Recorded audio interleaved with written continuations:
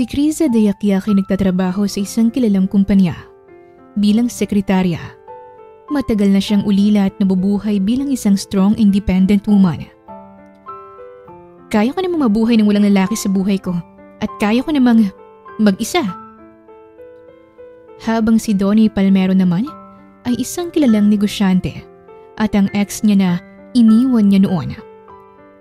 Huwag kang masyadong feeling. Wala na akong nararamdaman para sa'yo. Paano kung mag-cruise ulit ang kanilang landas? Maaatim kaya ni Criza na muling takasan ang binatang minsan na niyang iniwan sa ere? O pipiliin niyang manatili para may pagpatuloy ang naudlot nilang love story? Ating tunghayan ang isa na namang kwento ng pag-ibig na inihahandog sa inyo ng Tales of Siren.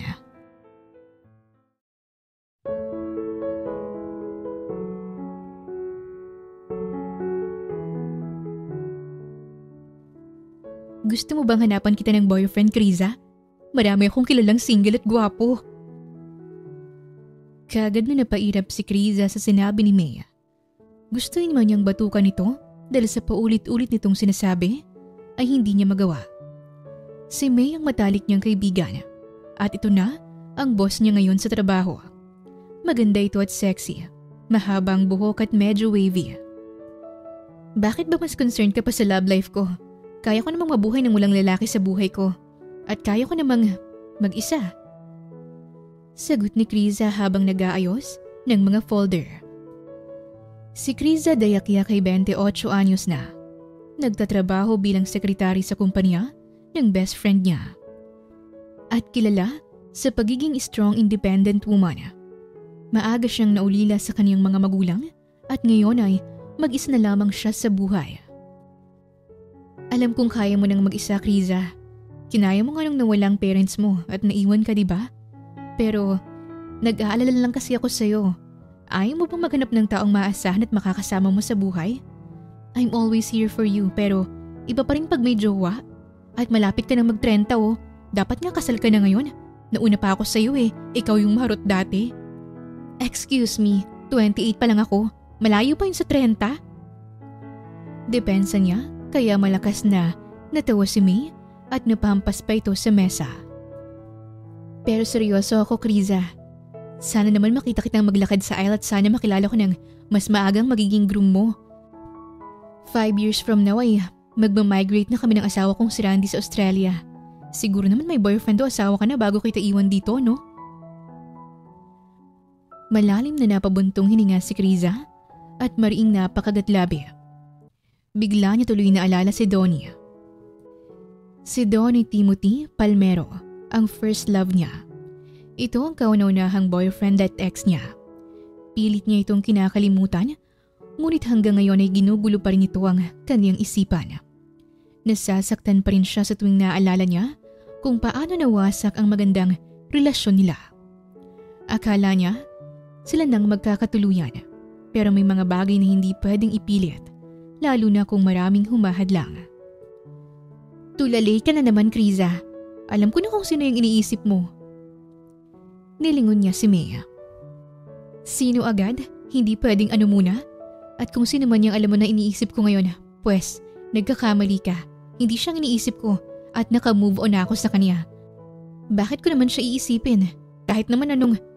Hoy, kalma. Defensive ka naman masyado. Akala ko ba hindi siya? Pero bakit grabe kang maka-emote dyan ha? Aminin mo na kasi na si Donnie ang iniisip mo. In love ka pa rin ba doon? Wow, binanggit mo pa talaga yung pangalan. Ang galing mo. So, si Donnie nga. If mahal mo pa rin siya, pwede kitang tulungan para hanapin siya. Marami akong connection. Huwag ka nang mag-abala pa, May. 9 years na kaming wala at kung mahanap mo man siya, malabo nang maging kami. At isa pa, wala naman akong plano makipagbalikan sa kanya. Pero paano kapag nagkita kayo ulit? Makakaya mo ba siyang harapin? And sabi nga nila, love is sweeter the second time around. Malay mo, kayo pa rin pala sa huli. Magtatrabaho pa ba tayo o pag-chichismisan na lang natin ang love life ko? Calm down. Ako naman ang boss mo eh. Papasahurin pa rin kita kahit mag-chismisan pa tayo ng buong araw dito. Basta ba love life mo ang topic? Mapang-asar na sambit ni May kaya't napa-walkout si Kriza. Babalik na ako sa trabaho. Sayang naman ang oras. Wait, huwag ka na muna palang umalis. Bakit? May utos ka ba? Ang kapal mo naman. Charot. Pwede mo ba akong ibili ng kape? Dun sa favorite coffee shop ko. Bumili ka rin ng para sa'yo and gamitin mo na rin yung kotse ko. Napakurap si Kriza. Bakit ka pa gagamitin yung kotse mo eh? Pwede naman ako mag-commute. At saka bagong bili yung dala mong kotse ngayon. Baka maibangga ako yun. Wala akong pangbayad, May. Ngumisi lang si May at iniabot na ang susi. Sa huli ay pumayag na rin si Kriza. Iisang uri lang ng kape ang iniinom ni May at nasa isang particular na cafe lang ito. 5 minutes lang ang biyahe papunta doon. Magkano kayang gantong kotse? Kapag yumaman na ako, bibili ako ng 10 ganito. Ang tanong, kailan ba ako yayaman? Kapag sinakop na ng mga alien itong Earth? Natawa siya sa sarili niyang sinabi. Noong darating na niya ang cafe, ay nagmamadali siyang pumasok sa loob. Nag-text na rin kasi si May at hinahanap na nito ang kape at may mahalaga raw silang pag-uusapan. Bumalik ka na rito, Kriza. Wait lang te, kakarating ko lang. Kalimutan mo na lang yung kape. Sayang naman tong kape, ginagawa na eh. Babalik ako agad dyan sa office after ko dito. Okay, fine. Mag-ingat ka ha. Sige, bye. Ibinalik na niya sa bagang cellphone. Habang ginagawa niya yon, ay may biglang kumalabit sa kanya. Nang lingunin niya, ay nakita niya ang isang matandang lalaki na nakasuot ng uniforme na madalas sinusuot ng mga driver. Miss. Bakit po, Manong? Pamilyar ka kasi sa akin. Nagkita na ba tayo noon? Hinagod ito ng tingin ni Kriza. Kagad siyang umiling. Hindi pa po eh. Baka kamukha ko lang po. Hindi eh. Parang ikaw yung hinahanap ni Sir. Kumunot ang noo ni Kriza. Sir? Sinong Sir po? At bakit naman niya ako hinahanap?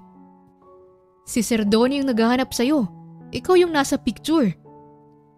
Sagot ng lalaki pero hindi na ito narinig pa ni Kriza dahil nakuha na niya ang kanyang order. Mabilis siyang naglakad palabas ng cafe at naglakad papalapit sa dala niyang kotse. Teka, bakit nakabukas to? Sa pagkakaalala ko na ilako to kanina. Takang tanong niya noong nabuksan niya ng pinto ng sasakyan. Akala niya, naiwan niya lang na bukas, kaya pinagsulang kibo niya na lamang ito at sumakay na siya. Papaandarin niya na sana ang kotse pero may nakita siyang bulto ng tao mula sa rear view mirror. Sa sobrang kaba niya, ay hindi na niya naaninag ang mukha nito. Sobrang bilis ng tibok ng puso niya. Bakit may lalaking nakapasok dito? Baka bigla akong hold upin ito at tutukan ng patalim. Kabado niyang sinabi at dahan-dahan itong nilingon. Pareho silang natigilan. Nagtama ang kanilang mga mata at sunod-sunod na paglunok ang ginawa ni Kriza. Trumipli ang pagbilis ng tibok ng puso niya. Hindi niya inaasahan na sa dinami-rami ng lugar ay dito pa talaga sila magkikita ulit. Ang lalaking kaharap niya ngayon ay walang iba kundi ang ex niyang si Donnie. Mas lalo pa siyang kinabahan noong naalala niyang malaki niyang pagkakautang kay Donnie noon. Noong namatay ang mga magulang ni Kriza, ay maraming naiwang utang ang mga ito at naging responsibilidad niyang bayaran yon. Kinailangan niya ng pera kaya tumiram siya ng 100,000 kay Donnie kaso nagkahiwalay sila at hindi niya na rin ito nabayaran pa. Kriza? Usal ng lalaki na namutla noong nakita siya. Anong ginagawa mo rito sa kotseng dala ko? Sino nagsabi sa'yo na may karapatan kong sumakay na lang dito basta-basta ha? Bumaba ka na bago pa kita ihulog o kalad ka rin palabas. Singhal niya. Ngumisi ang lalaki. Anong sinasabi mo? Sasakyan ko to. Natahimik si Kriza. Inilibot niya ang paningin niya. Tsaka niya lang napagtanto na siya palang nagkamali ng pinasukan. Parehong-pareho kasi ang disenyo ng kotseng ito na kotse ng kaibigan niya. Pareho pa ng kulay sa labas kaya ikala niya ito talaga yon. Sa sobrang hiya niya ay kagad siyang bumaba. Nawalan pa siya ng balanse at muntik nang mapahalik sa lupa. Kumari pa siya ng takbo pero Hinabol siya ni Donya. Nakihabol din yung matandang lalaki na nakausap niya kanina sa loob ng coffee shop. Daig pa niyang hinahabol ng aso sa bilis niyang tumakbo. Tumawid siya sa kalsada at muntik na siyang masagasaan. Mabuti na lamang at may humila sa kanya patabi. Sa lakas ng pagkakahila ay bumagsak silang dalawa sa semento. Napatitig siya sa mukha ng nagligtas sa kanya. Ito ay si Donya. Mag-ingat ka nga. Muntik ka nang mamatay. Asik ni Donya. Patay agad? Hindi pwedeng masugatan muna at isusugod sa ospital? Ngiwi ni Kriza at tumayo na tsaka lumayo kay Donya. Tatakbo na sana ulit siya pero humarang ang matandang lalaki na kasamahan pala ni Donya. Ikaw? Teka, magkakilala kayo? Kilala mo ang lalaking to, Manong? Oo, miss. Siya ang sir na sinasabi ko at ako ang driver niya. Siya yung naghahanap sa'yo. Ako nga pala si Mando, ang loyal driver ni Sir Donnie. Tama nga ako. Ikaw yung babaeng hinahanap niya. Pagpapakilala ng matanda at naglahad pa ng kamay. Kahit naiinis ay nakipagkamay pa rin si Kriza.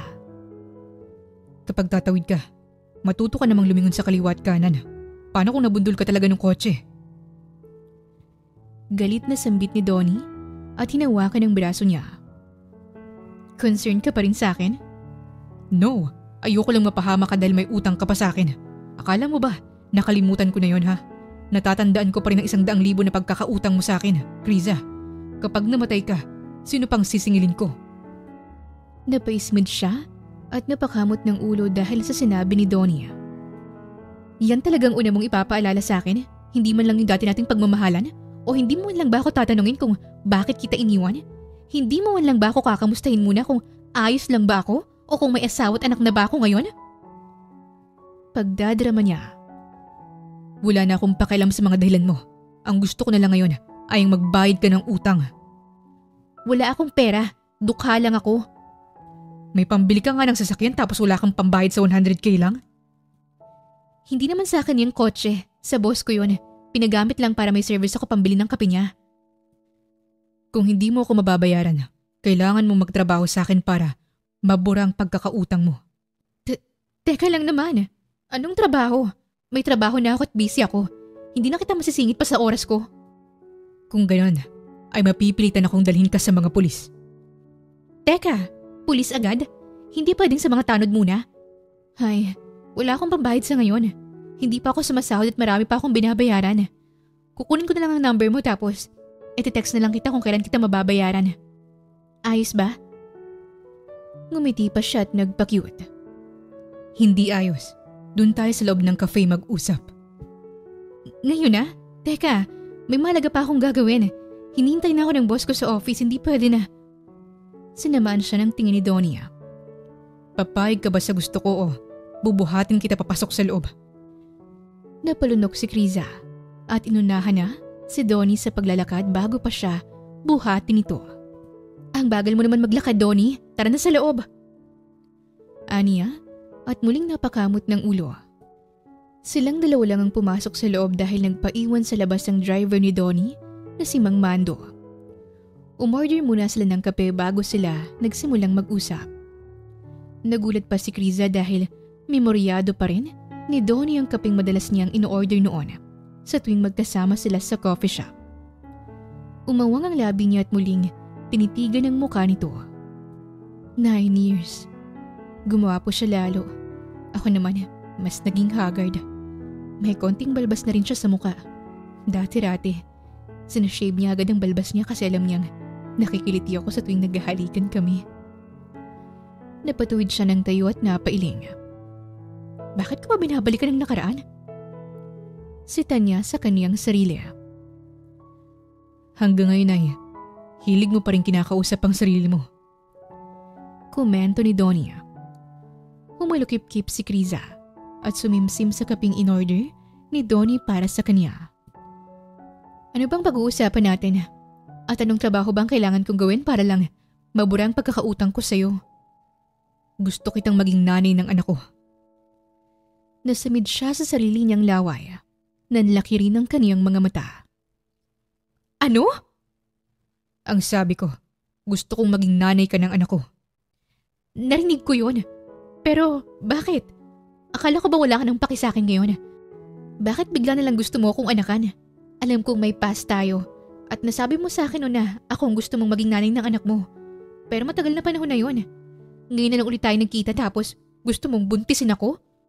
Medyo makapal ka sa part na yan, ha? Huwag kang masyadong feeling. Wala naman akong nararamdaman para sa'yo. Napalunok si Criza. Hindi naman kita anakan. Hindi tayo magsisiping. Ang gusto ko lang ay, ang humarap ka sa anak ko. Magpakilala ka bilang mami niya. Mami? Anak? Umarko ang kilay ni Donia. May anak ka na? At saka, ako? Mami? Hoy, kilabutan ka naman. Wala akong alam sa pagiging ina. At isa pa. Papayag ka ba o hindi? Kapag hindi ka pumayag, isusumbong kita sa pulis. Pero bakit? Bakit kailangan ko magpanggap na nanay ng anak mo? Nasaan ba yung totoong nanay niya? Bakit hindi na lang yun ang hanapin mo? Bakit ka maghahanap ng magpapanggap na ina kung pwede mo namang hanapin yung totoong ina ng bata? Hindi ko kilalang nanay niya. Ano? Bakit? Sobrang dami mo bang nakaano kaya nakalimutan mo na kung sino sa mga naano mo ang tunay na ina ng anak mo? Ha? Ano? Mas lalong simeryoso ang ekspresyon ng mukha ni Donia.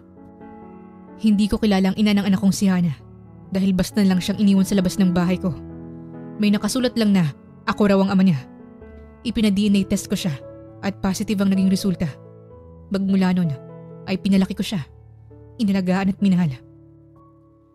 Nung iniwan mo ko, nawalan ng direksyon ang buhay ko at marami akong naka one night stand. Halos araw-araw kong tumatambay sa mga bar at club. Sa dami ng babaeng dumaan sa buhay ko, hindi ko na alam kung sino sa kanilang ina niya. Sana all naman sa daming naka one night stand. Ganun ba ako kadaling palitan? Payag ka ba o hindi? Siyempre papayag ka. Wala kang choice. Unless magbabayad ka sa akin. Pero bakit nga ako? At nabanggit ng driver mo na matagal mo na raw akong hinahanap. Bakit, Donnie? Nung naghahanap si Hana ng picture ng mami niya, ay... Napaiwas ng tingin si Donia. Picture mong naibigay ko. Napakurap si Criza. Wala akong ibang litrato ng babae. Yung litrato mo lang ang meron ako. At yun ang naipakita ko sa kanya. Sinabi ko na ikaw ang mami niya. At naniwala naman siya. Hindi pa ako handang sabihin sa anak ko ang katotohanan. Malapit ng birthday niya. At isa lang ang wish niya. Ang gusto lang niya ay makilala at makasama ang mami niya. Ikaw lang bang mag-isang nag-aalaga kay Hana? Katulong ko minsan si mama. Pero nasa ibang bansa siya ngayon. At ilang buwan pa bago siya makauwi ng Pilipinas. Parang may bumara sa lalamunan ni Criza. Mama mo? Bakit? May problema ka ba kay mama? Marami. What? Wala. Wala naman akong problema sa nanay mo. Ang bait kaya niya. Super sa bait. Tungkol sa pinag-usapan natin, pwede bang makipagkita ka na sa anak ko bukas? Bukas agad? 3 buwan ka lang namang magpapanggap, Criza. Pagkatapos nun ay, hindi na kita guguluhin. Kailangan ko lang mag-ipon ng lakas ng loob para maamin ko sa anak ko ang totoo. At pagkatapos nun, pwede ka nang umalis ulit. Kagaya ng ginawa mo noon. Para kang multo na, bigla na lang naglaho. May dahilan kung bakit kita iniwan noon, Donnie. Pero kagaya ng sinabi mo, hindi naman na mahalaga yun. Gugulo lang rin ang lahat. Huminga siya ng malalim at tumayo na. Kung wala ka ng iba pang sasabihin, pwede na siguro akong umalis, no? Iwanan mo na lang yung number mo. Ite-text ko sa'yo kung saan kayo magkikita ng anak ko. Number? Baka naman gawin mo akong textmate niyan. Asa ka. Biro lang naman. Nainis ka naman agad dyan. Iniabot niya ang calling card niya kay Donia. Nandyan yung number ko. Kung pwede, paloadan mo na rin. Charot. O siya, una na ako, Donnie. Kita-kits na lang bukas. Malalim ang iniisip ni Criza habang naglalakad siya papasok sa office ni May. Inaalala niya pa rin ang naging usapan nila ng dati niyang nobyo. Hanggang ngayon, ay hindi pa rin siya makapaniwala na nag-cruise ulit ang landas nila makalipas ang 9 na taon. Sa simpleng pagkukrus ng landas nila ay magiging nanay pa siya bigla ng anak nito. Masyadong mabilis ang mga pangyayari. Problemado niyang sinabi at napatampal sa kaniyang noo. Paano kung magpapakananay sa anak niya sa mismong... Hindi na niya naituloy pa ang sasabihin niya dahil biglang nagsalita si May. Ang tagal mo namang bumalik, Riza. Akala ko bukas ka pa darating sa sobrang tagal mo. But anyway, nasaan na yung kapeng pinabili ko? Hala, nalaglag kanina habang tumatakbo ako. Tumatakbo? Tumatakbo saan?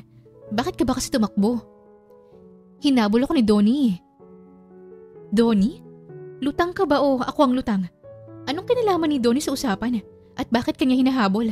At bakit naman nadama yung kape ko? Nagkita ulit kami ni Donnie, May. Kasalanan mo to eh. Kung hindi mo kinutusang bumili ng kape, hindi magkukrus ang landas naming dalawa. Aba, ako pang nasisi? Mabuti na nga nagkita ulit kayo. Ang tagal na huli kayong nagkita. Kriza, nakapag-usap ba kayo? Nagkaroon ba kayo ng closure? Kumusta naman?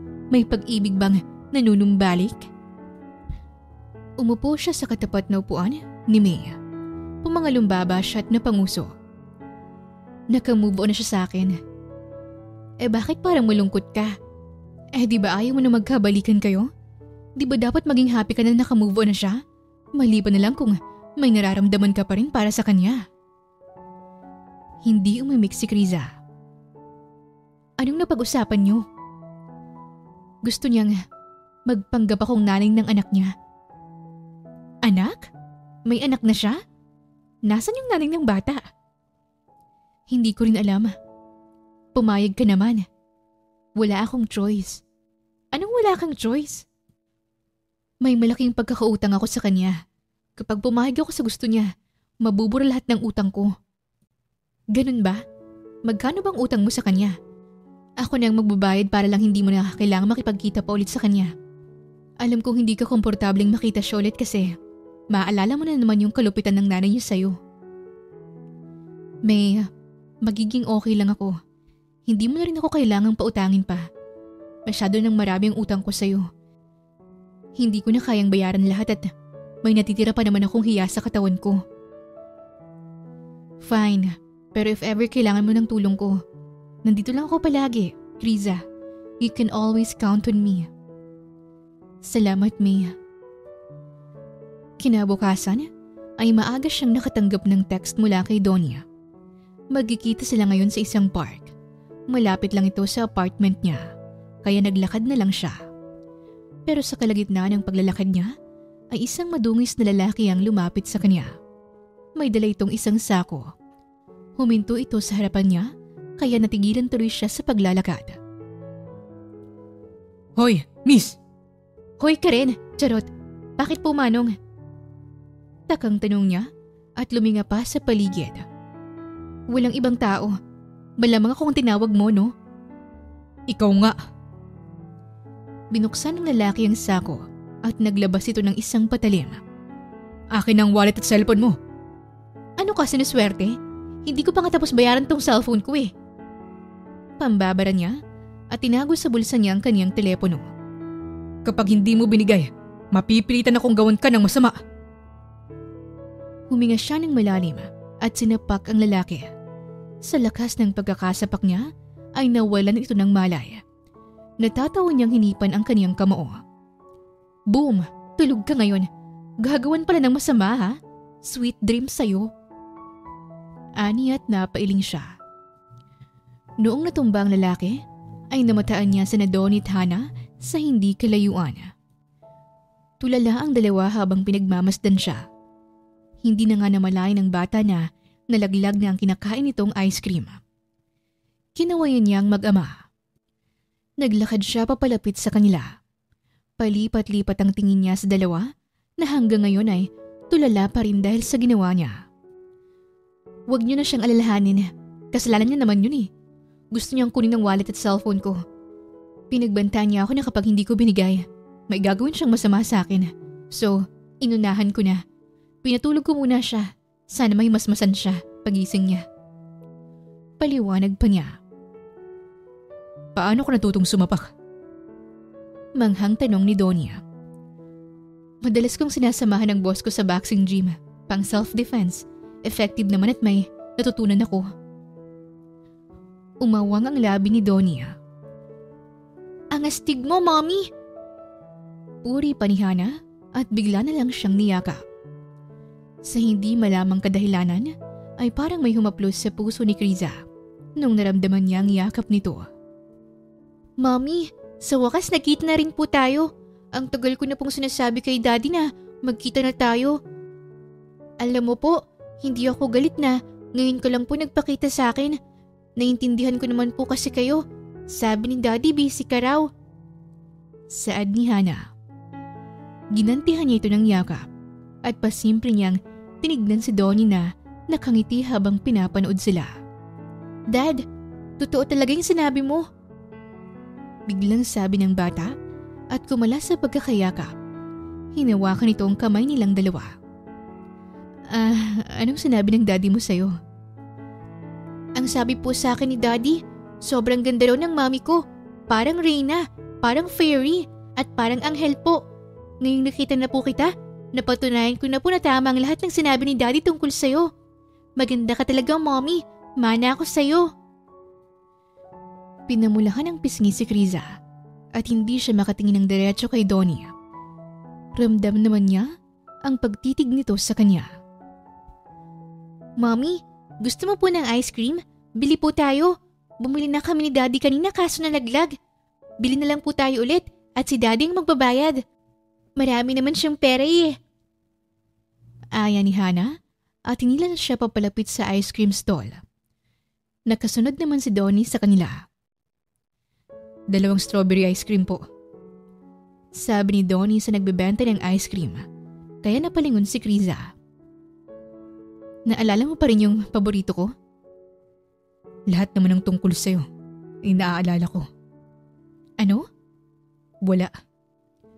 Mommy, pareho po pala tayo ng paborito. Paborito ko rin pang strawberry ice cream. Sabat ni Hana.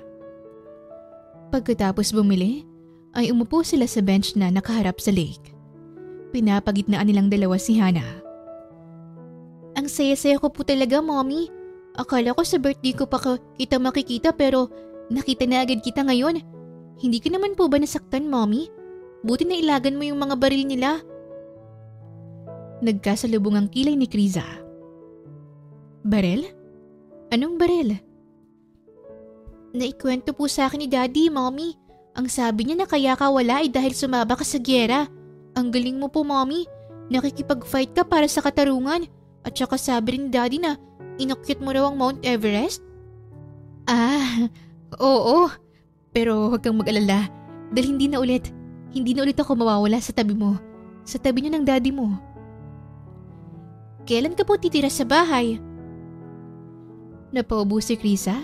Hindi nila yon napag-usapan ni Donia. Bahay? Kapag ano?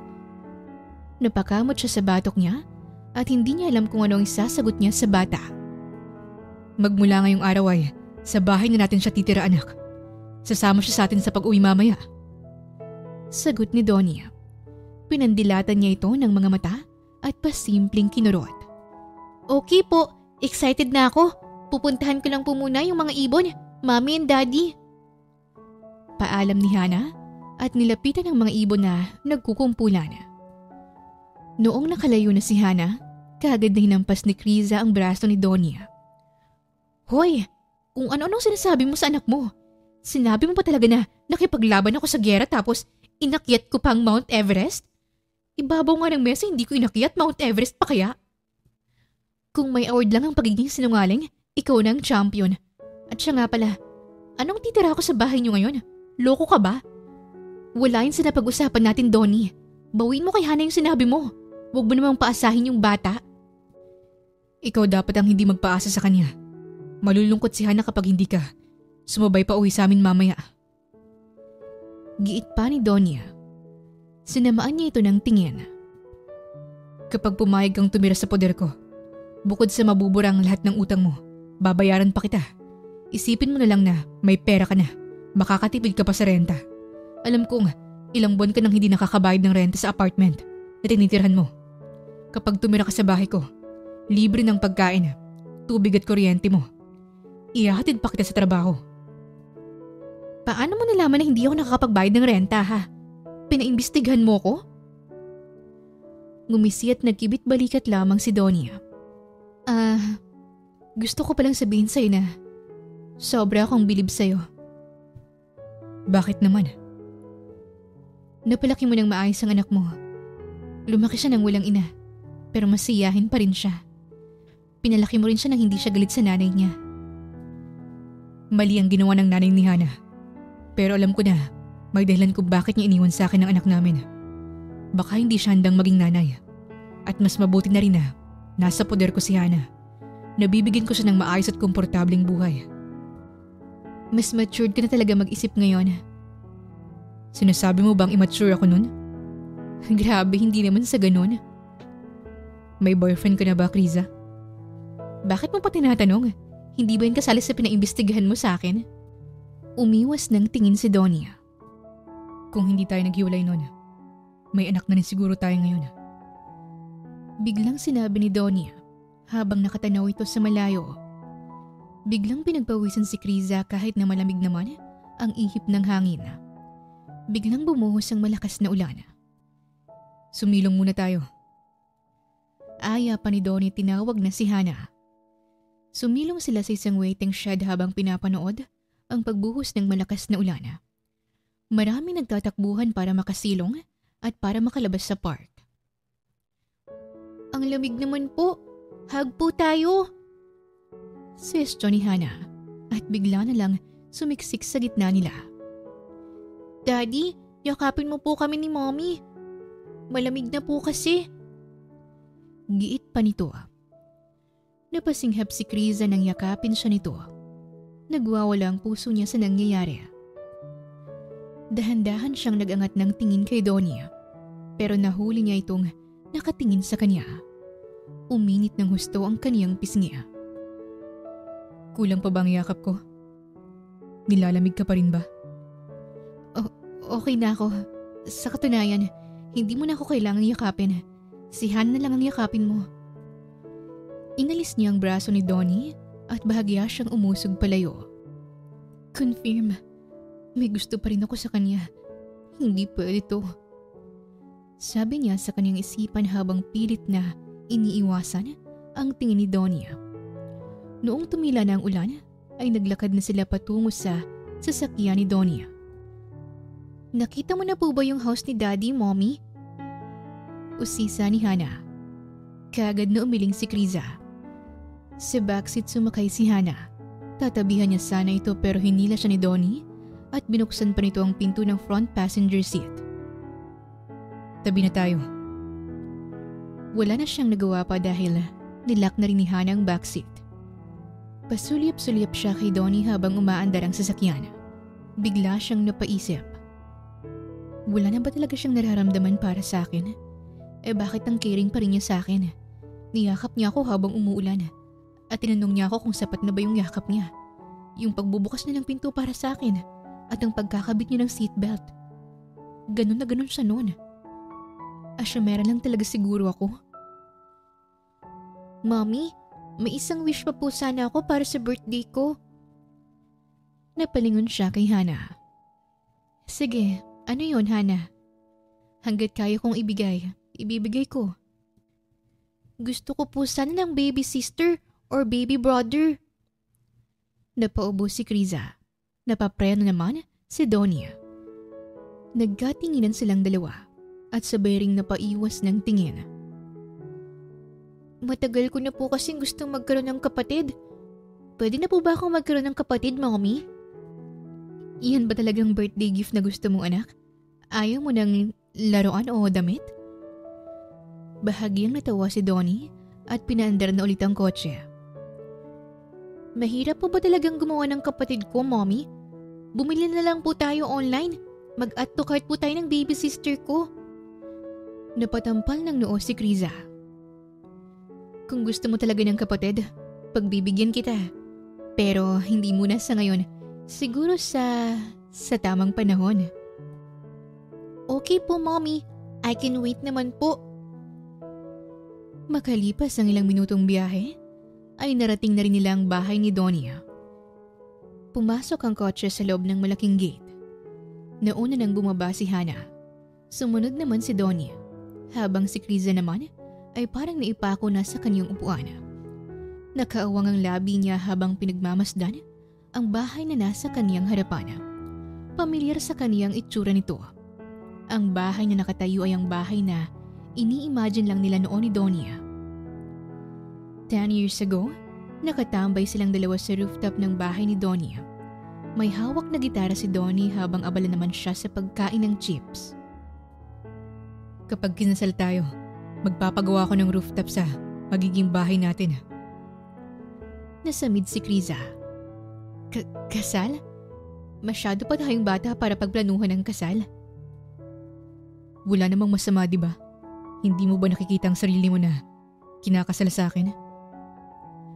May halong pagtatampo sa boses ni Donia. Siyempre nakikita.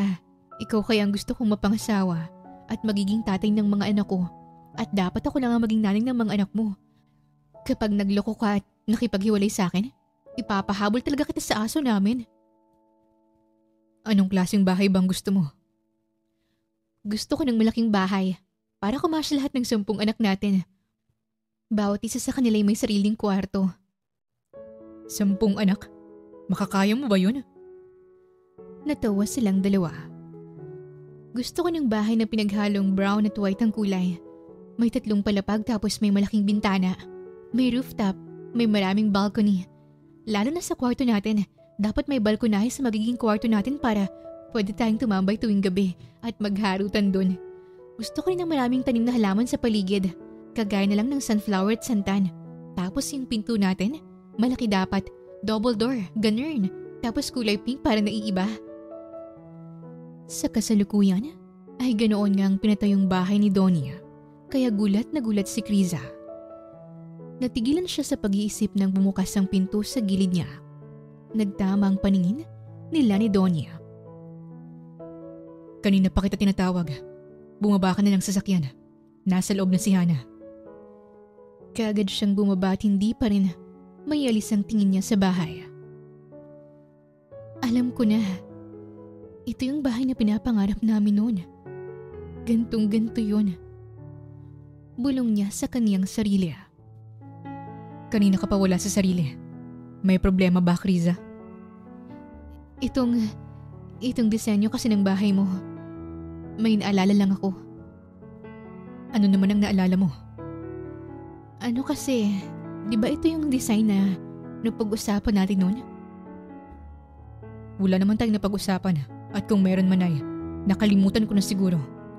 Itong design ng bahay galing mismo kay Mama. Siya kasi ang hinayaan kong magplano ng design nitong bahay ko. Napakamot ng ulo si Kriza. Dumiretso sila sa dining area. Nadatnan nila doon ang 2 maid na abala sa paghahanda ng pagkain. Naroon din si Hana na tumutulong sa paglalagay ng mga plato sa mesa. Mommy, nagluto po si Nayaya ng maraming pagkain. Kumain na po tayo. Sige anak, ako na mag-aayos ng mesa. Tugon niya naman at pinaupo na lang si Hana. Sir Donnie, ang ganda pala ng mami ni Hana. Kamukhang kamukha siya ni Hana. Komento ng isang maid na may kulay pink na headband sa ulo. Kaya naman pala hindi ka makamove on sa kanya, sir.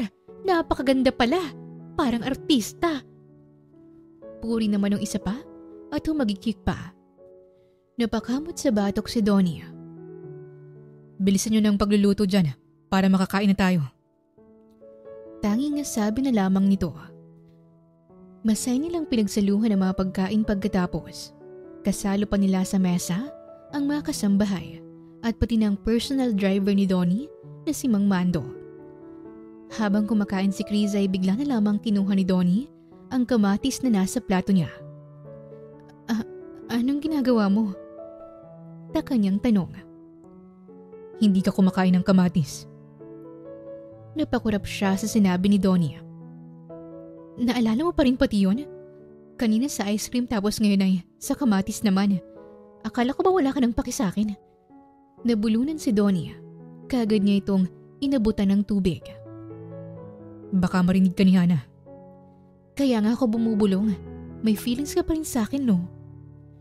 Muli itong nasamid. Mahina niya itong tinawanan.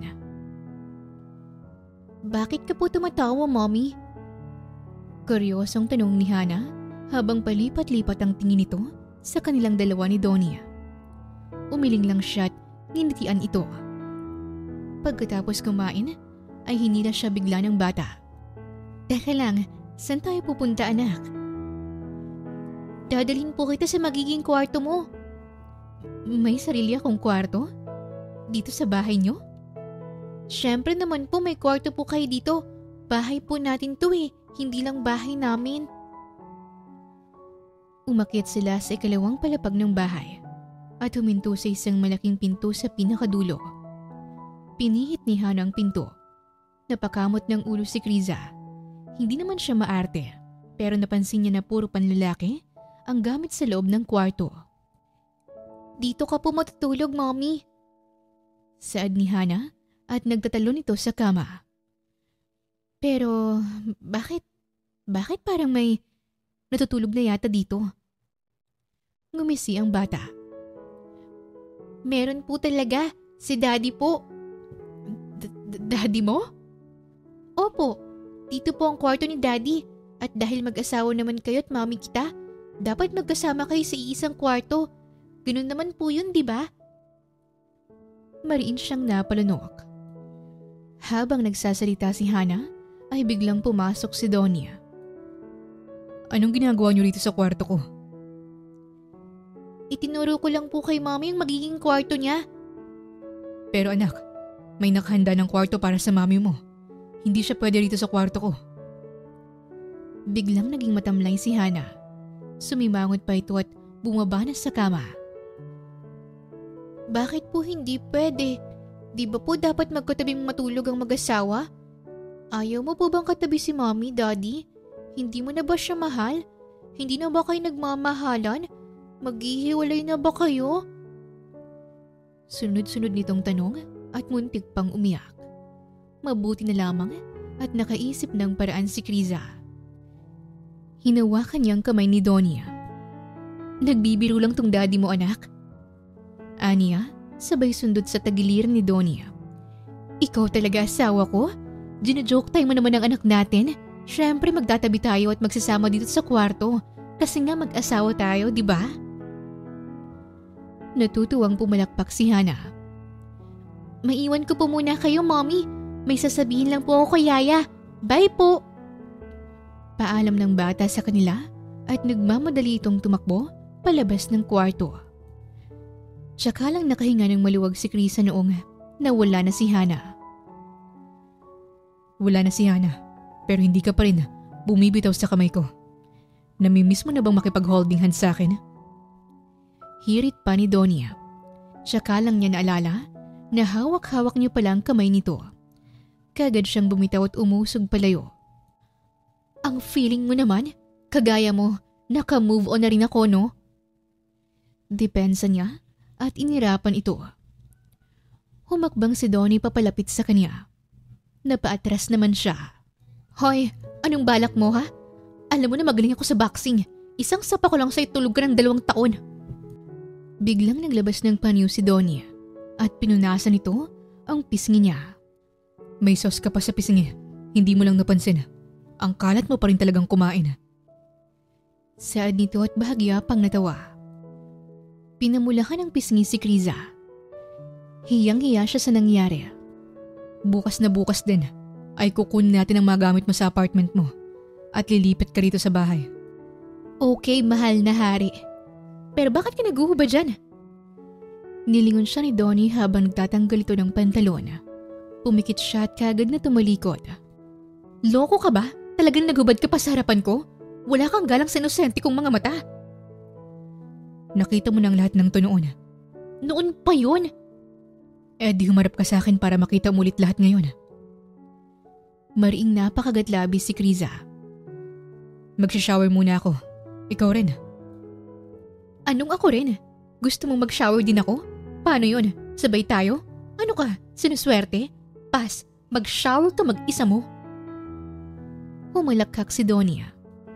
Ang ibig kong sabihin ay mag-shower ka rin pagkatapos ko, Kriza. Pero kung gusto mong sumabay sa akin, pwede naman. Malaki naman ang banyo. Tumigil ka, Donnie. Baka tamaan ka nitong kamao ko. Pumasok na si Donnie sa banyo. Si Kriza naman ay tumambay muna sa balcony para magpahangin. Makalipas ang ilang minuto, ay narinig na niya ulit ang boses ni Donnie. Tapos na ako.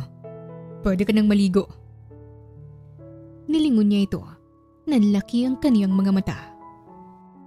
3 beses siyang napalunok nang makita ang katawan nito. Tanging manipis at puting tuwalya lang ang nakabalot sa katawan nito. Baka pasukan na ng langaw yung bibig mo. Kakanganga mo dyan. Tinakpan niya ang bibig niya at napayuko siya. Kumusta ang view? Masyado ba akong hot sa paningin mo, Kriza? Ang hangin mo? Buti hindi ka nililipad, no? Oo, hot ka. Hotdog. Dali-dali siyang pumasok sa banyo. Tulala lang siya habang umaandar ang shower. Hindi pa rin maalis sa isipan niyang nakita niya. Dati 2 lang ang abs niya. Ngayon, 6 na. Oo na, hot na siya. Nakakainis. Bakit parang inaakit ako ng lalaking yun? At bakit parang nagpapaakit naman ako? Kriza, pigilan mo ang sarili mo hanggat kaya mo, okay? Huwag kang magpapadala sa lalaking yun. Hindi kayo pwedeng magkabalikan. Sermon niya sa kaniyang sarili. May biniling damit si Donnie para sa kanya. At buti na lang, nadala niya ito sa banyo bago siya naligo. Hindi na niya kailangan pang lumabas para kunin ito. Ayaw niya namang maglakad sa harapan ni Donnie na nakatapis lang ng tuwalya. Binuksan niya ang paper bag na naglalaman ng mga damit. Kompletong laman ito. May bra, panty, t-shirt at short. May bagong pares din ng tsinelas. Napangiwi siya noong naisuot na niya ang panty. Anong size ba to? Hindi makahingang bibingka ko. Reklamo niya at hinubad ito. Hindi kasyang panty sa kanya, kaya ang ending ay hindi na lang siya nagpanty. Ayos na to. Hindi naman halata na wala akong suot na panty. Kamot ulo niyang sinabi at lumabas na ng banyo.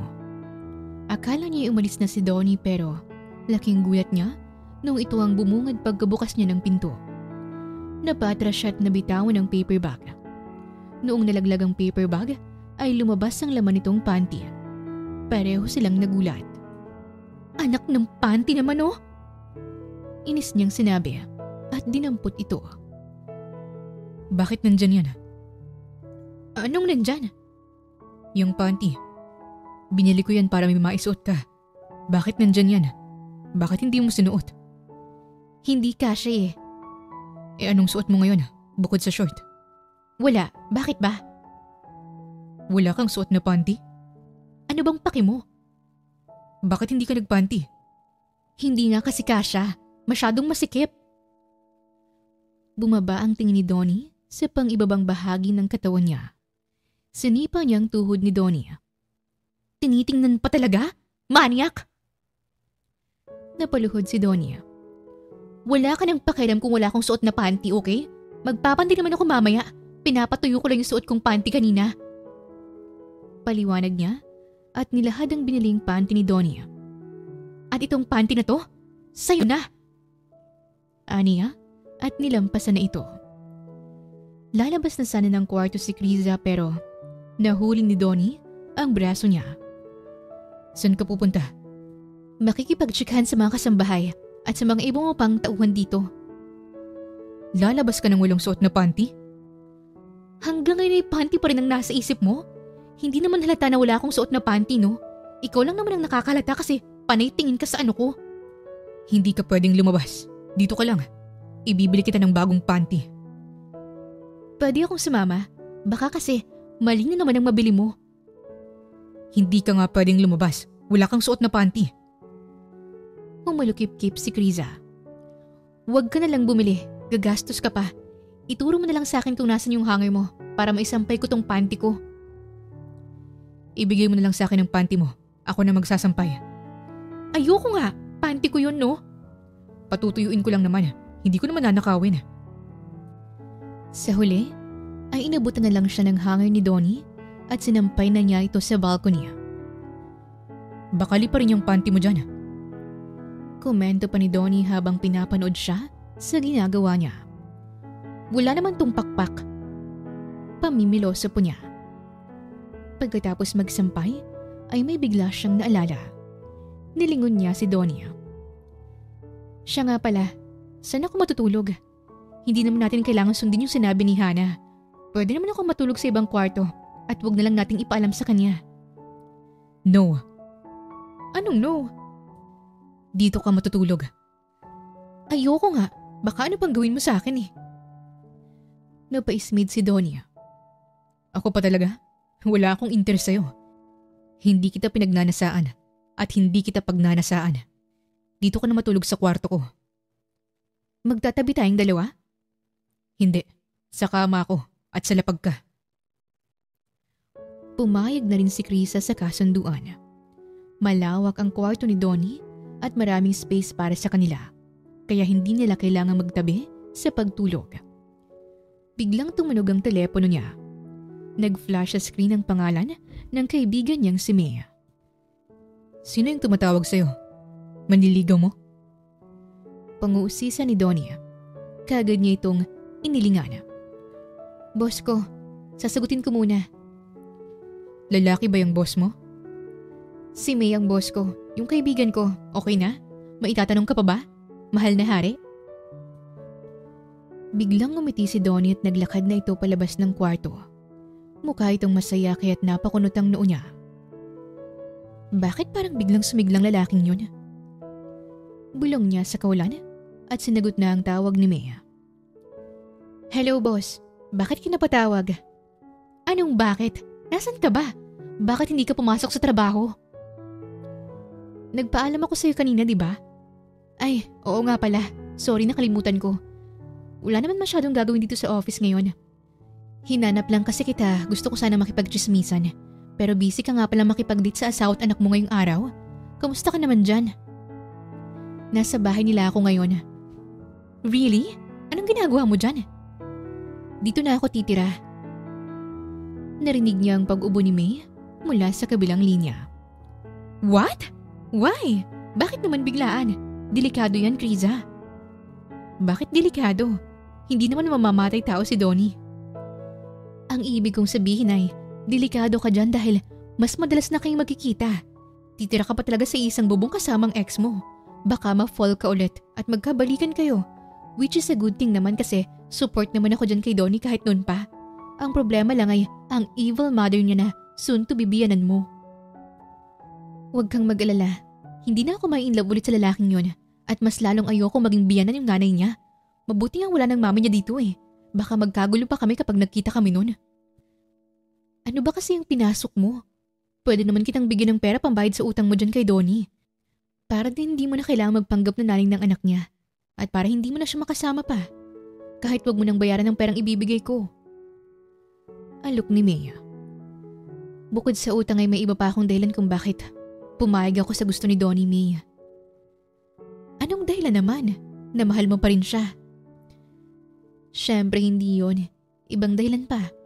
Mas mabigat na dahilan pa. May mga bagay lang ako na gustong itama. Ha? Ang gulo mong kausap? Ano bang kailangan mong itama? Napalunok si Krisa at binaba na ang tawag. Napatitig sa kawalan si Krisa. May malaking pagkakamali siyang nagawa noon at pumayag siya sa kasunduang ito para maitama yon. Ilang taon nang pinalampas niya at hindi niya dapat tinatakasan ang mga nagawa niyang mali noon. Dapat niya na itong harapin at ayusin. Noong sumapit ang hapon, ay nakipaglaro siya kay Hana. Si Donnie naman ay kinailangang umalis para sa trabaho. May meeting kasi ito at mamayang gabi pa ito makakauwi. Mommy, wala po ba akong lola at lolo? Kasi po kay Daddy may lola po ako. Si Grandam V po. Sa'yo po, Mommy. Matagal nang nasa heaven ang mama at papa ko, anak. Maagang natapos ang oras nila rito sa mundo. Pero sigurado ako na pinapanood ka nila ngayon dun sa langit. Pinapanood? May TV po sila? Nasa TV po tayo? Parang ganun na nga anak. Ang astig pala dun sa langit, Mommy. Saan po bang daan papunta dun? Pwede ba tayong pumunta? Para rin makita natin sina lolo at lola. Tapos manood tayo ng TV kasama sila. Umawang ang labi ni Kriza. Marahan niyang hinaplos ang buhok ng bata. Anak, masyado pang maaga. At yung mga taong nakakapunta sa langit ay yung mga taong patay na.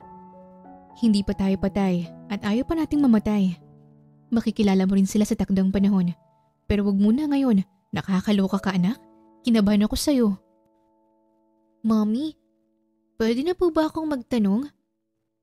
Oo naman, kahit ano at kahit ilang tanong pa.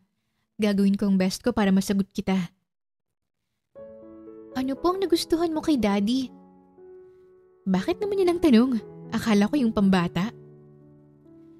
Curious lang po kasi ako, Mommy. Kasi ang sabi sa akin ni Daddy, nagustuhan ka niya dahil mabait ka, maganda, masipag, palaban, at masarap magluto. Sinabi niya lahat yan? Tumango si Hana.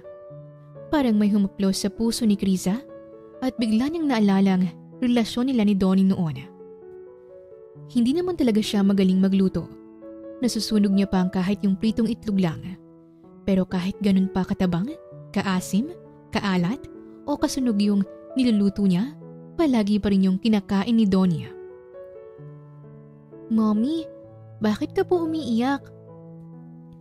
Kung hindi pa sinabi ni Hana, ay hindi niya pa malalaman na kanina pa pala tumutulo ang mga luha niya. Kaagad niya itong pinunasan. Napuwing lang anak. Sure ka po ba? Oo, puwing lang to. Okay po. So, pwede mo na po ba akong sagutin, Mommy? Ano pong nagustuhan mo kay Daddy? Maraming dahilan kung bakit ko siya nagustuhan. Mabuti siyang tao. Napapasaya niya ako. Palagi niyang pinaparamdam sa akin na importante ako sa kanya at na mahal niya ako. Bonus na lang talaga na gwapo siya. Nakakakilig naman po, Mommy. Kailan kaya ako makakahanap ng kagaya ni Daddy? Hep? Bawal muna yun anak ha, baby ka pa. Paglalaro at pag-aaral muna ang dapat iniisip mo, okay? Wala mo ng boyfriend o jowa. Gets? Ano po yung gets? Gets kung naiintindihan mo ba? Tumangot nag-thumbs up pa si Hana. Bigla niya na lamang itong niyakap. Babawi ako sa iyo, Hana. Po? Pangako ko sa iyo, magiging mabuting mami na ako. Hindi na ako mawawala ulit sa buhay mo. I love you po, Mommy. Mahal na mahal din kita, anak. Sumapit na ang gabi. Pagkatapos nilang maghapunan, ay pinatulog niya muna si Hana bago siya dumiretso sa kwarto nila. Hanggang ngayon ay hindi pa rin umuuwi si Donnie. Kanina niya pa hinihintay ang pagdating nito. Inayos na muna niyang hihigaan niya sa lapag.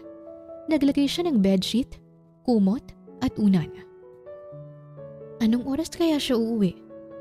Ang sinabi lang niya gagabihin siya. 9:00 na. Ay, nakakainis? Bakit ko ba siya iniisip? At bakit ko ba siya hinihintay? Ano bang paki ko kung late na siyang makakauwi?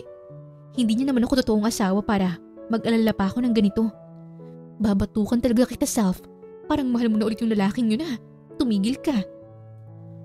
Bumukas ang pinto at niluwan nito si Donnie. Sinong pinapatigil mo? Donnie! Napagtanto niya na masyadong oo ang reaksyon niya kaya tumikhim siya at pinakalma ang kaniyang sarili. Nakauwi ka na pala. Bakit hindi ka pa natutulog? Hinihintay mo bang pag-uwi ko? Hindi no, asa ka. Bakit naman kita hihintayin? Defensive ka naman, Kriza. Binibiro lang kita. Napanguso si Kriza at napatingin sa dalang paper bag ni Donnie. Ano yung dala mo? Natagalan ako dahil dito. Naghanap pa kasi ako ng mabibilhan ng hopya. Hopya? Bakit ka naman bumili niyan? Naalala ko lang kasi nung tayo pa. Tuwing gabi ay ito ang kinikrave mo. Hindi ko alam kung ito pa rin bang gusto mong kinakain tuwing gabi. Pero mas minabuti kong bilhan ka na lang. Inilahat ni Donnie ang paper bag, pero wala doon ang atensyon ni Kriza. Nakatitig si Kriza sa mukha ni Donnie. Bakit ka nakatitig sa akin ng ganyan? Ayaw mo ba nitong hopya? Gusto. Salamat. Nagulat lang ako patito Naalala mo pa rin. Umiwas ng tingin si Donnie. Tinanggap naman niya ang binili nitong hopya. Kumusta naman kayo ni Hana? Okay naman, close na agad kami. Hindi naman kasi siya mahirap pakisamahan. Bibo siya at pala kwento. Ang dami naming napag-usapan. Mabuti naman. Ikaw ba? Kumusta ka kanina sa trabaho? Okay lang naman. Medyo masakit lang tong balikat at leeg ko. Gusto mong masahihin kita, Donnie? Gagawin mo yun para sa akin? Oo naman. Wala namang masama, di ba? At walang mali siya. Masahi lang talaga. Pambawi ko rito sa binili mong hopya. Sige, hindi ko tatanggihan yan. Kaagad na naghubad ng damit si Donnie. Hoy, teka! Bakit ka naghuhubad? Ganun naman talaga kapag minamasahe, di ba? Mas maganda kung walang suot na damit para mas ramdam. Napakamot ng ulo si Kriza. Dumapa sa sofa si Donnie. Sinimulan na niya ang pagmamasahe. Sa tuwing humahaplos ang palad niya sa likuran nito, ay may kakaibang kiliting dumadaloy sa kanyang katawan na para bang nakukuryente siya. Bumibilis din ang tibok ng puso niya. Namiss ko to. Namiss kita.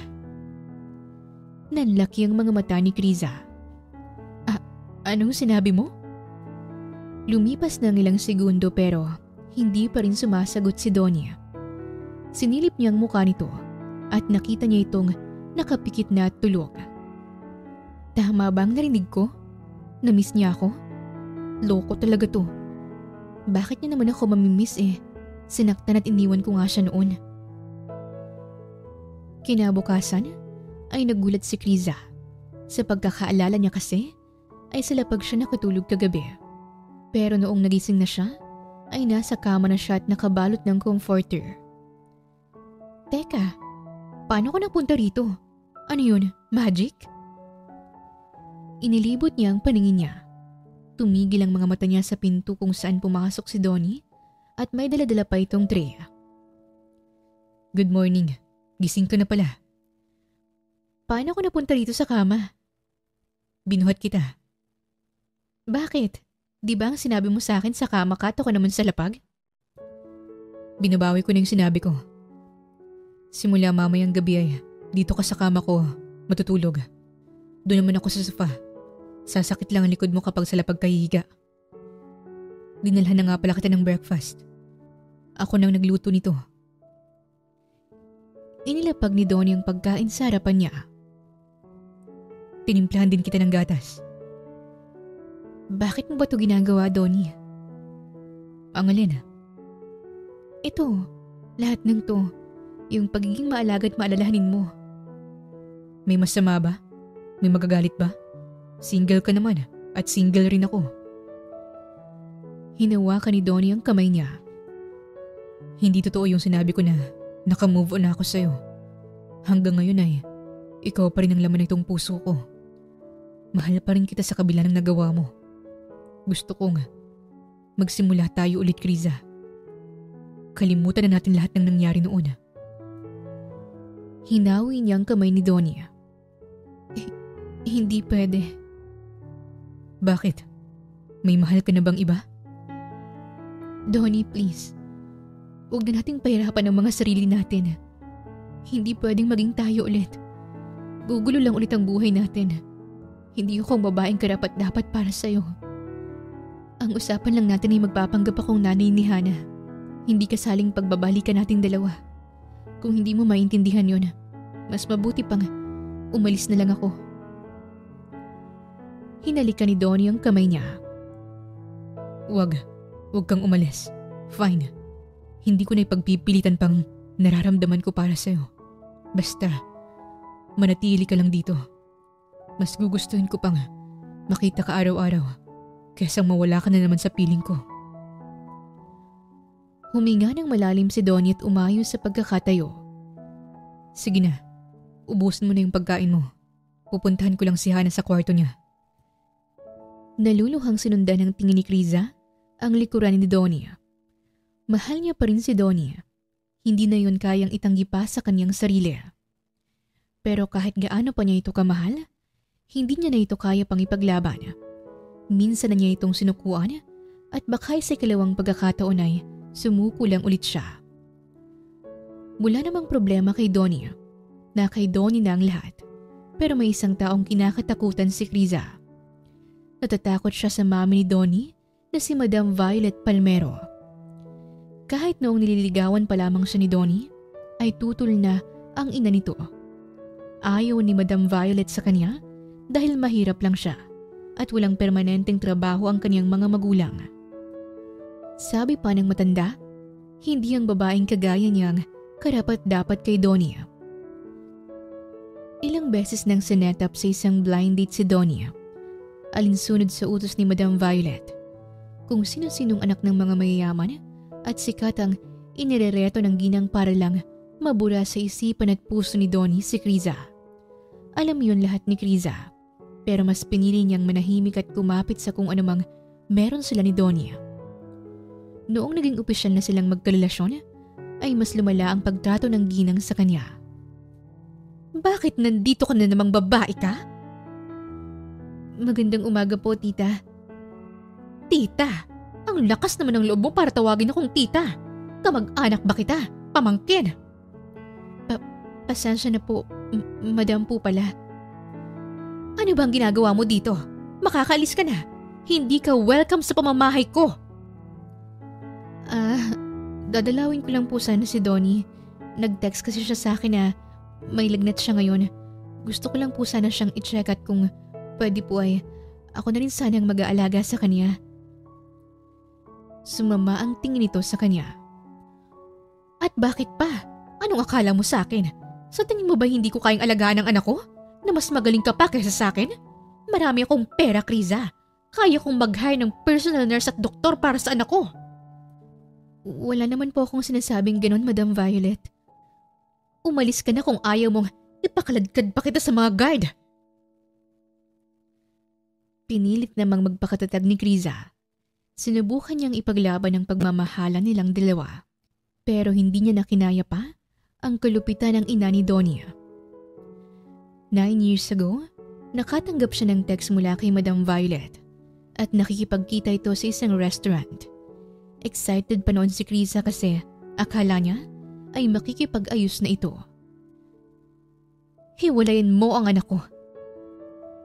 Po? Pero nagmamahalan po kami ni Donnie. Mahal na mahal ko po siya at wala namang sapat na dahilan para hiwalayin ko po siya. Kung ganon, ay bibigyan kita ng dahilan para hiwalayin siya. Ano pong ibig niyo sabihin, madam? Kapag hindi mo hiniwalayin si Donnie, mas gagawin ko pang impyerno ang buhay mo at ang buhay ng pamilya mo. Marami akong koneksyon. Pwede ko silang kausapin para hindi na talaga makahanap ng trabaho ang mga magulang mo. Lalo ka na. Gagawin ko din ang lahat para hindi ka makapagtapos sa pag-aaral, Kriza. Bakit po ba kailangan pang umabot sa ganito? Bakit hindi niyo na lang po kami suportahan ni Donnie? Wala naman po kaming ginagawang masama. Meron. Sinisira mo ang buhay ng anak ko. Peperahan mo lang siya. Huhututan lang siya ng pamilya mo. Hindi ang babaeng gaya mo ang hihila pababa sa anak ko. Itatak mo yun sa kokote mo. Lumuhod si Kriza. Madam, please. Parang awa mo na po. Huwag mo naman po itong gawin sa akin. Kailangan ng mga magulang ko ng trabaho at kailangan ko rin pong makapagtapos sa pag-aaral. Yun na lang po ang makakapag-ahon sa amin sa kahirapan. Di hiwalayin mo ang anak ko kung ayaw mong sirain ko yung buhay mo. Pero madam, at may isa pa akong offer para sa'yo. Hindi ba't nasa ospital ngayon ang nanay mo? Ako nang sasagot sa ospital bill niya. Ano ang masuunahin mo, Kriza? Buhay ng mahal mong ina o yung kalandian mo? At dahil sa usapang yon, nagawa niyang hiwalayan si Donnie. Natakot siya sa pagbabanta ni Madam Violet. Nagpakalayo-layo siya at nagtago ng nagtago. Ayaw na niyang mangyari ulit yun. Ayaw na niyang masaktan si Donnie kaya habang maaga pa, ay tinatapos na niyang kung anumang pwedeng magsimula. Bakit ba ang aga nating umalis? Saan ba tayo pupunta? Kunot noong tanong niya dahil bigla na lamang siyang pinagbihis ni Donnie at hinila papasok sa sasakyan. Sa apartment mo, kukunin natin ang mga gamit mo. Nilingon niya si Hana na prenting nakaupo sa backseat. Sasama po ako para makita ko kung saan ka po nakatira, Mommy. Tutulong din po ako sa pag-iimpake. Excited na sinabi nito sa kanya. Tumigil lang sasakyan ni Donnie sa harap ng tinitirahan niyang apartment. Nauna na siyang bumaba. Kagad siyang nilapitan ng landlady nilang si Aling Kuring. Payat ito at may hinihitid pang sigarilyo. Puro uban ang buhok at nakasuot ito ng pulang dress na may kalumaan na. Oy, Krisa, sino yung kasama mo? Mukhang maraming pera yan na. Boyfriend mo. Usisa ng matanda sabay sikos sa kanya. Mukhang may mag-aangat na sayo sa kahirapan na. Humingi ka ng pera sa kanya. Bayaran mo na yung kulang mo sa renta. Tiba-tiba ka yata dyan na. Sana all. Hindi ko po siya boyfriend. Eh ano mo siya? Secret po. Nandito nga po pala ako para kunin ang mga gamit ko. Aba, bakit naman? Magtatanan na ba kayong dalawa? Parang ganun na nga po. Akala ko ba hindi mo boyfriend yan? Eh bakit makikipagtanan ka? Mommy, sino po yung kausap mo? Sabat ni Hana at yumakap pa ito sa bewang niya. Nakanguso ito habang hinahagod ng tingin si Aling Kuring. Sino naman ang batang to? Bakit mami ang tawag sa'yo? Gulantang na tanong ng ginang. Hello po. Ako po si Hana Maris Emanuela Gabriela Cazea Palmero. Hana po for short. Anak niyo po ako at mami ko po siya. Pagpapakilala ni Hana. Bakit may anak ka na agad, Krisa? Ang dami mo namang pasabog. Mukhang marami-rami akong may chichismis sa mga kapitbahay nito. May boyfriend ka na, makikipagtanan ka pa tapos may anak ka. Parang minagic lahat ah. Napailing na lamang si Kriza at hinila na si Hana papasok ng kanyang apartment. Naiwan naman sa labas si Donnie na binabayaran si Aling Kuring. Huwag niyo na pong singilin ang asawa ko. Sobre yung binayad ko. Mag-shopping po kayo. Ani Donnie. Umawang ang labi ng ginang. Asawa? Kailan pa nagpakasal si Krisa? Bakit hindi ako imbitado? Ngumiti lang si Donnie at sumunod na papasok ng apartment. Habang nag-iimpake si Krisa ay nagpalakad-lakad naman si Hana. Lumapit sa kanya si Donnie. Tulungan na kita. Huwag na. Konti lang naman ang mga gamit ko. Napansin ko yung lock ng apartment mo. Konting sipa lang matatanggal na. Hindi ka naman pala safe dito. Bakit hindi ka lumipat sa ibang apartment? Para desisyon ka. Safe naman ako dito. Wala pa namang nanloloob dito at isa pa. Itong apartment na lang ni Aling Kuring ang pinakamura sa lugar na to. Kung lilipat pa ako, mas lalo akong mahihirapang magbayad. Kaya mas mabuti talaga na nakatira ka sa bahay ko. Mas mababantayan kita. Bantay? Ginawa mo naman akong baby. Baby naman talaga kita. Itigil mo yung kaharutan mo.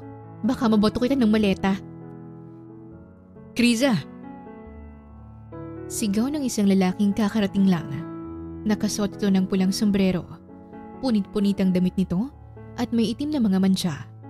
Matangkad ito at may itsura. Ang lalaking ito ay si Jerome, isang mekaniko at nakatira sa katabing apartment ni Kriza. Matagal na itong kaibigan ni Kriza. Jerome, hingal na hingal ka naman yata. Galing ka ba sa karera? Saad ni Kriza at ngumiti dito. Hindi ako galing sa karera, pero daig ko pang nakipagkarera sa bilis kong tumakbo para lang mapuntahan ka agad dito. Galing pa ako sa talyer. Totoo ba yung chismis? Anong chismis? Aalis ka na raw dito sa apartment. Oo, aalis na siya dito. Sabat ni Donia. Seryoso ang tono ng pananalita nito. Matalim rin ang tingin nito kay Jerome. Para siyang isang mabangis na tigre na handa ng lapain ng isang kalaban. At sino ka naman? Pumulupot sa balikat ni Kriza ang kamay ni Donia. Asawa niya ako. Napalunok si Kriza at napatulala naman si Jerome. Umalis ka na. Busy kami dito. Dagdag pa ni Donia. Hindi na rin nakipagtalo pa si Jerome at kagad na itong umalis. Noong nawala si Jerome ay kagad niyang binatukan si Donia. Hoy! Bakit naman pinagtabuyan si Jerome? Nandito na ako. Kaya ano pang silbi ng isang yon? At kaano-ano mo ba yun? Pinopormahan ka ba ng lalaking yon, Kriza? Matagal ko ng kaibigan si Jerome, okay? Mabait siya at madalas niya akong binibigyan ng ulam sa tuwing walang-wala ako. Hindi mo dapat siya pinaalis? Hindi pa ako formal nakakapagpaalam sa kanya. Umupo sa kama niya si Donia. Bakit ba ang init ng dugo mo sa kaibigan ko? Wala naman siyang ginagawang masama. Nagsiselos ka ba? Oo, nagsiselos ako. Halata rin naman gusto ka ng isang yun. Bakit ka naman magsiselos, Aber? Wala namang tayo, Donnie. Tama ka, wala ang tayo.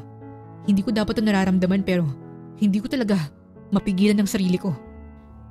Maganda ka, kaya hindi naman nakapagtataka na maraming magkakagusto sa'yo. Ang hindi ko lang kaya ay baka mahulog ka sa isa sa kanila. Lugi ako dahil matagal mo nang sinabi sa akin na wala akong pag-asa sa'yo. Malalim na napabuntong hininga si Donnie pagkatapos. Tumayo na rin ito at naglakad papalapit sa pinto. Kapag tapos ka na mag-impake, tawagin mo lang ako. Sasamahan ko lang sa sala si Hana. Malamig na paalam nito. Makalipas ang ilang oras ay natapos na rin sa pag-iimpake si Kriza. Nagpaalam muna siya kay Jerome bago sila umalis. Hindi umiimik si Donnie habang nasa biyahe sila, ni hindi siya tinitingnan nito. Hinaplos niya ang seatbelt at pasimple itong sinulyapan. Galit ka ba sa akin? Hindi umimik si Donnie. Sorry sa nasabi ko kanina, pero yun naman talaga ang totoo. Alam ko at tanggap ko na. Mommy? Daddy? Nag-aaway po ba kayo? Hindi anak. Mabilis na tugon ni Kriza. Mabilis na lumipas ang mga araw. Napalapit na ng husto si Kriza sa bata at ganoon na rin kay Donnie. Kahit na paulit-ulit niyang sinasabi sa sarili niya na hindi na siya pwedeng mahulog ulit kay Donnie, hindi niya mapigilan ang damdamin niya. Sa tuwing papalapit ito ay bumibilis ang tibok ng puso niya. Sa tuwing magkatabi sila ay parang hindi siya makahinga. Sa sobrang pagpipigil sa nararamdaman niya. Hindi siya pwedeng bumigay kay Donnie. Hindi dapat. Ma'am, mag-breakfast ka na po. Paanyaya ng kasambahay. Manang, nakita mo po ba si Donnie? Oo. Nasa garden area siya. May kausap. Sino pong kausap niya? Si Ma'am Ellie. Sino po yun? Kasosyo niya sa iilan niyang negosyo. Matagal na silang magkakilala. Magkaibigan din ang mga magulang nila. Sa katunayan, muntik na silang magpakasal. Po? Hindi ba'y nabanggit sa'yo ni Sir Donnie? Hindi po namin ipag-usapan ng ganyang bagay. Hindi rin naman siya nag-usang magkwento. Pero bakit muntik lang po? Bakit hindi natuloy ang kasal? Hindi naman talaga gusto ni Sir Donnie si Ma'am Ellie. Pinagpipilitan lang talaga yun ng mami niya, si Madam Violet. Gustong gusto kasi ni Madam si Ellie para kay Sir Donnie. Nung una'y pumayag si Donnie, nagkaroon pa nga sila ng engagement party . Pero isang linggo bagong araw ng kasal nila, bigla na lang ipinaalam sa lahat na walang kasal na magaganap. Umatras si Sir Donnie. Sinabi niya na may iba ng laman ang puso niya. Ibang babae kasi ang gusto niyang masilayan na naglalakad sa gitna ng altar. Ikaw yatang tinutukoy niya, ma'am. Naguguluhan nga po ako kay Madam Violet . May asawa na si Sir Donnie pero bakit gusto niya pa itong ipakasal sa iba? Ayaw ba niyang mabuo ang pamilya ni Hana? Nagpaalam muna siya sa kasambahay. Naglakad siya papunta sa garden area. Nagtago siya sa likod ng malalaking halaman at saka siya tahimik na sumilip. Noong nakita niya ang postura ni Ellie, ay bigla siyang nanliit sa kaniyang sarili. Napangiti siya, ngunit ang ngiting yun ay puno ng pait. Simple lamang ang disenyo ng kasuotan nito, pero alam ni Criza na nagmula yun sa isang sikat na brand ng mga damit at hindi bababa sa 50,000 ang presyo. Si Ellie Ferrell, isang matagumpay na dalaga, isang kilalang businesswoman, nanggaling sa marangyang pamilya at ang nag-iisang tagapagmana sa yaman ng kanilang angkan. Kaya siguro nagustuhan siya ni Madam Violet. Ang layo-layo ng itsura at buhay ko kay Ellie. Ganiyang babae ang gusto ni Madam para kay Donnie. Hindi ang purita at stupid ang kagaya ko. Sa kalagitnaan ng pagdadrama niya, ay bigla na lamang kinagat ng mga langgam ang kaniyang mga paa. Malakas siyang napahiyaw at lumabas sa pinagtataguan niya. Nawalan pa siya ng balanse, kaya sumubsob siya sa lupa. Criza, anong ginagawa mo dyan sa halamanan? Kanina ka pa ba dyan? Gulat na tanong ni Donnie at kagad siyang dinaluhan. Nag-ano lang ako, nagtitrim ako ng mga halaman. Tama, wala kasi yung hardinero kaya ako munang gumawa. Palusot niya habang pinapagpagan ang damit niya. Hiyang-hiya siyang bumaling kay Ellie. I know you. Biglang sinabi ng dalaga habang nakataas ang isang kilay. Nagkita na tayo before, right? Ikaw yung assistant ni May. Ako nga po yun, ma'am. But, what are you doing here? Bakit nandito ka sa bahay ng fiancé? Ex-fiancé ko. Asawa ko. Kagad niyang tinakpan ang bibig ni Donnie. May bagong negosyo po kasing itatayo si Boss May at isa si Sir Donnie sa investor. Nagpunta lang po ako dito para dalhin yung mahalagang dokumento. Pagsisinungaling niya, hinagod siya ng tingin ni Ellie. Sigurado ka ba? Nagpunta ka rito ng nakapajama lang at hindi pa magkapares yung tsinelas mo. Napakamot ng ulo si Criza at nagtago na lamang siya sa likuran ni Donnie. Donnie, babae mo ba siya? Hinawakan ni Donnie ang kamay ni Criza. Asawa ko siya. Siyang mami ni Hana. Tsaka ko na lang ikikwento ang buong pangyayari. Mag-uusap muna kami ng asawa ko. Litanya ni Donnie at hinila na si Criza paalis. Dinala siya ni Donnie sa isang kwarto. Bakit mo naman iniwan si Ma'am Ellie doon? Bisita mo siya pero iniwan mo lang siyang mag-isa doon? Pinaupo siya nito sa sofa. May kinuha ring first aid kit si Donnie. Mas unahin ka pa ba siya kaysa sa'yo? May kinuhang ointment si Donnie. Lumuhod ito sa kaniyang harapan at marahang hinawakan ang kaniyang paa. Ano yan? Lalagyan ko ang paa mo para hindi mangati lalo yung kagat ng langgam. Bakit ba kasi ikaw ang nagtitrim ng mga halaman? May inutusan naman akong iba para gawin yun. Tingnan mo tuloy, nakagat ka pa. Masakit ba? Sunod-sunod na napakurap si Criza. Hindi masakit, makati lang. Salamat, Donnie. Hindi pa nga pala ako nasasabi sa'yo, Criza. Si Ellie, ex-fiancé ko siya. Muntik na kaming may kasal noon, pero umatras ako. Si Mami lang naman ang may gusto na pakasalan ko siya. Tumango si Criza. Wala akong nararamdaman para kay Ellie. Okay. Ikaw lang ang gusto ko. Mariing napakagatlabi si Criza. Marahang hinaplos ni Donnie ang mukha niya. Teka, hinaplos mo yung kamay mo sa paa ko tapos ihahaplos mo sa mukha ko? Kabilang kamay yun. Pareho silang natawa. Muli nang binubuksan ni Criza ang sarili niya kay Donnie. Hinahayaan niya ang sarili niyang maging masaya sa tuwing kasama ito. Pero nandoon pa rin ang boundaries. Hindi mo na nila pinag-uusapan kung ano na ba talaga ang estado ng kanilang relasyon. Kinaumagahan, Sinamahan nila sa isang pet shop si Hana kasi gusto nitong mag-alaga ng aso. Ang cute naman ng mga aso. Gigil na sambit ni Kriza habang tinitingnan ang mga aso na nasa loob ng kulungan. Kamukha niya po si Daddy. Parang nakasimangot to. Sabat ni Hana habang tinititigan ang isang aso. Malakas na natawa si Kriza. Nilapitan sila ni Donnie. Bakit kayo nagtatawanan? Sinabi kasi ni Hana na kamukha mo tong aso. Cute yung aso. Ibig sabihin, cute rin ako. So, agree ka na kamukha mo nga? Nakangising tumango si Donnie. Isang tahol nga dyan. Tumahol nga si Donnie. Hana, itong aso na lang na tong iuwi natin. Pabiro niyang sambit habang itinuturo si Donnie. Humagikik si Hana habang napasimangot naman si Donnie. Pinisil niya ang pisngi ni Donnie. Nagtatampo ka naman agad dyan. Binibiro lang kita. Halikan mo na lang ako para hindi na ako magtampo pa. Loko ka, may bata o. Sita niya sabay tingin kay Hana na abala sa pakikipaglaro sa aso. Di mamaya kapag wala na si Hana.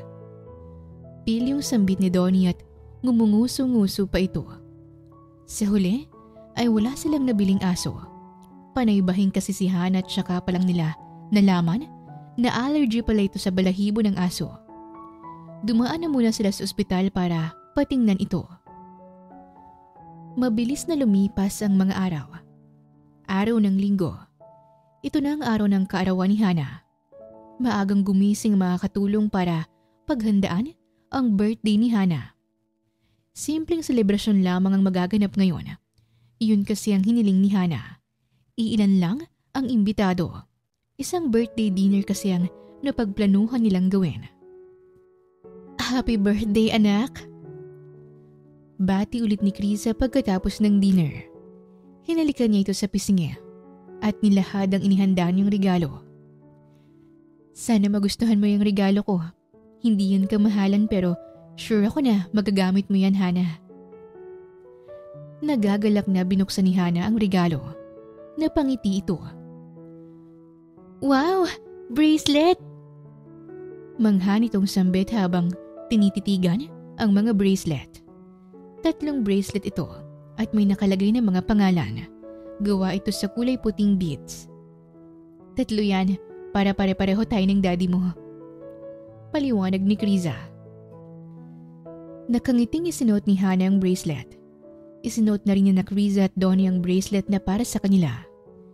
Kinuha ni Hana ang kanyang iPad at saka sila nag-selfie habang pinapakita sa camera ang mga bracelet. I'm so sorry. I'm late. Sobrang traffic kasi. Hindi na tuloy ako nakaabot sa inihandahan yung dinner. Don't worry. Babawi ako sa aking pinakamamahal na apo. Sabay-sabay silang napalingon sa ginang nakakarating lang. Kaagad na naglaho ang ngiti ni Kriza. Dumagundong ang kaba sa dibdib niya. Grandma V! Masiglang sigaw ni Hana at tumakbo ito papalapit kay Madam Violet. Namiss kita, apo. Sana talaga pumayag na lang ang daddy mo na sumama ka sa akin sa bakasyon ko eh. Maybe next time, Grandma V. Promise, pipilitin ko po si daddy para payagan niyo na akong sumama sa iyo sa ibang bansa. Nag-enjoy ka naman po ba, Grandma? Yes, apo. Nag-enjoy naman ako. Marami akong napuntahang bansa at marami akong nakilalang mga tao. Marami rin akong naging kaibigan. Ma, masaya akong nakauwi ka na. Sabat ni Donnie at tinalikan sa pisngi ang kanyang ina. Sorry anak, nalate ako sa dinner party ni Hana. Mag-dinner na lang ulit tayo bukas. May treat. Sure ma. Pinagpapawisan na ng husto si Kriza. Hindi niya na alam kung ano ang gagawin niya. Natatakot siya sa maaaring gawin ng ginang kapag nakita siya nito. Aalis na sana siya ngunit bigla siyang hinila ni Hana papalapit kay Madam Violet. Grandma V, I want you to meet my mommy po. Natagpuan na po namin siya ni Daddy and nangako po siya na hindi na siya aalis ulit. para nang hihimatayin sa sobrang kaba si Kriza. Halata ang gulat sa mukha ng matanda. Namutla rin ito. Kriza. You know her name, Grandma? Tanong ni Hana. Ma, nandito na ulit si Kriza. Unti-unti na po naming naayos ang relasyon namin. Mahal ko pa rin siya. Saad ni Donnie at hinawakan ang kamay ni Kriza. Kumunot ang noo ni Donnie dahil sa sobrang lamig nito. Bakit nanlalamig ka? Bulong pa nito. Napalunok ng laway si Kriza. Manang! Sigaw bigla ni Violet. Pakidala muna si Hana sa kwarto niya. May pag-uusapan lang kami ng anak ko. Utos nito, nakagad namang sinunod ng maid. Kung sino-sinong santo na ang natawag ni Kriza sa sobrang kaba niya. Makapangyarihang tao si Madam Violet at alam niya kung ano ang mga kaya nitong gawin. Anong ginagawa mo rito, Kriza? Magandang gabi po, Madam. Mariing napapikit si Kriza. Handa na sa kung anumang sasabihin ng ginang. Ngunit nagtaka siya nang bigla na lamang itong natahimik. Iminulat niyang muli ang kaniyang mga mata at nakita niya na lamang itong nakaluhod sa kaniyang harapan. Ma, anong ginagawa mo? Tumayo ka dyan. Biglang humagulhol si Madam Violet. Ma, bakit ka umiiyak? Naguguluhang tanong ni Donia. Kahit si Kriza ay naguguluhan din sa nangyayari. Hindi niya inaasahan ang isang makapangyarihang ginang ay makikita niyang nakaluhod sa kaniyang harapan. Patawarin mo ako, Kriza. Ma, bakit ka humingi ng tawad kay Kriza? Walang kapatawaran ang nagawa ko sa iyo noon. Pero sana magawa mo akong patawarin. Pinagsisisihan kong lahat ng iyon, Kriza. Nagkamali ako. Ma, pwede bang tumayo ka muna dyan at ipaliwanag mo sa akin kung anong nangyayari? Madam Violet, hindi mo kailangang lumuhod sa akin. Patawarin mo ako, Kriza. Patawad talaga. Inalalayan niyang makatayo si Madam Violet. Binalingan ni Madam Sidonia.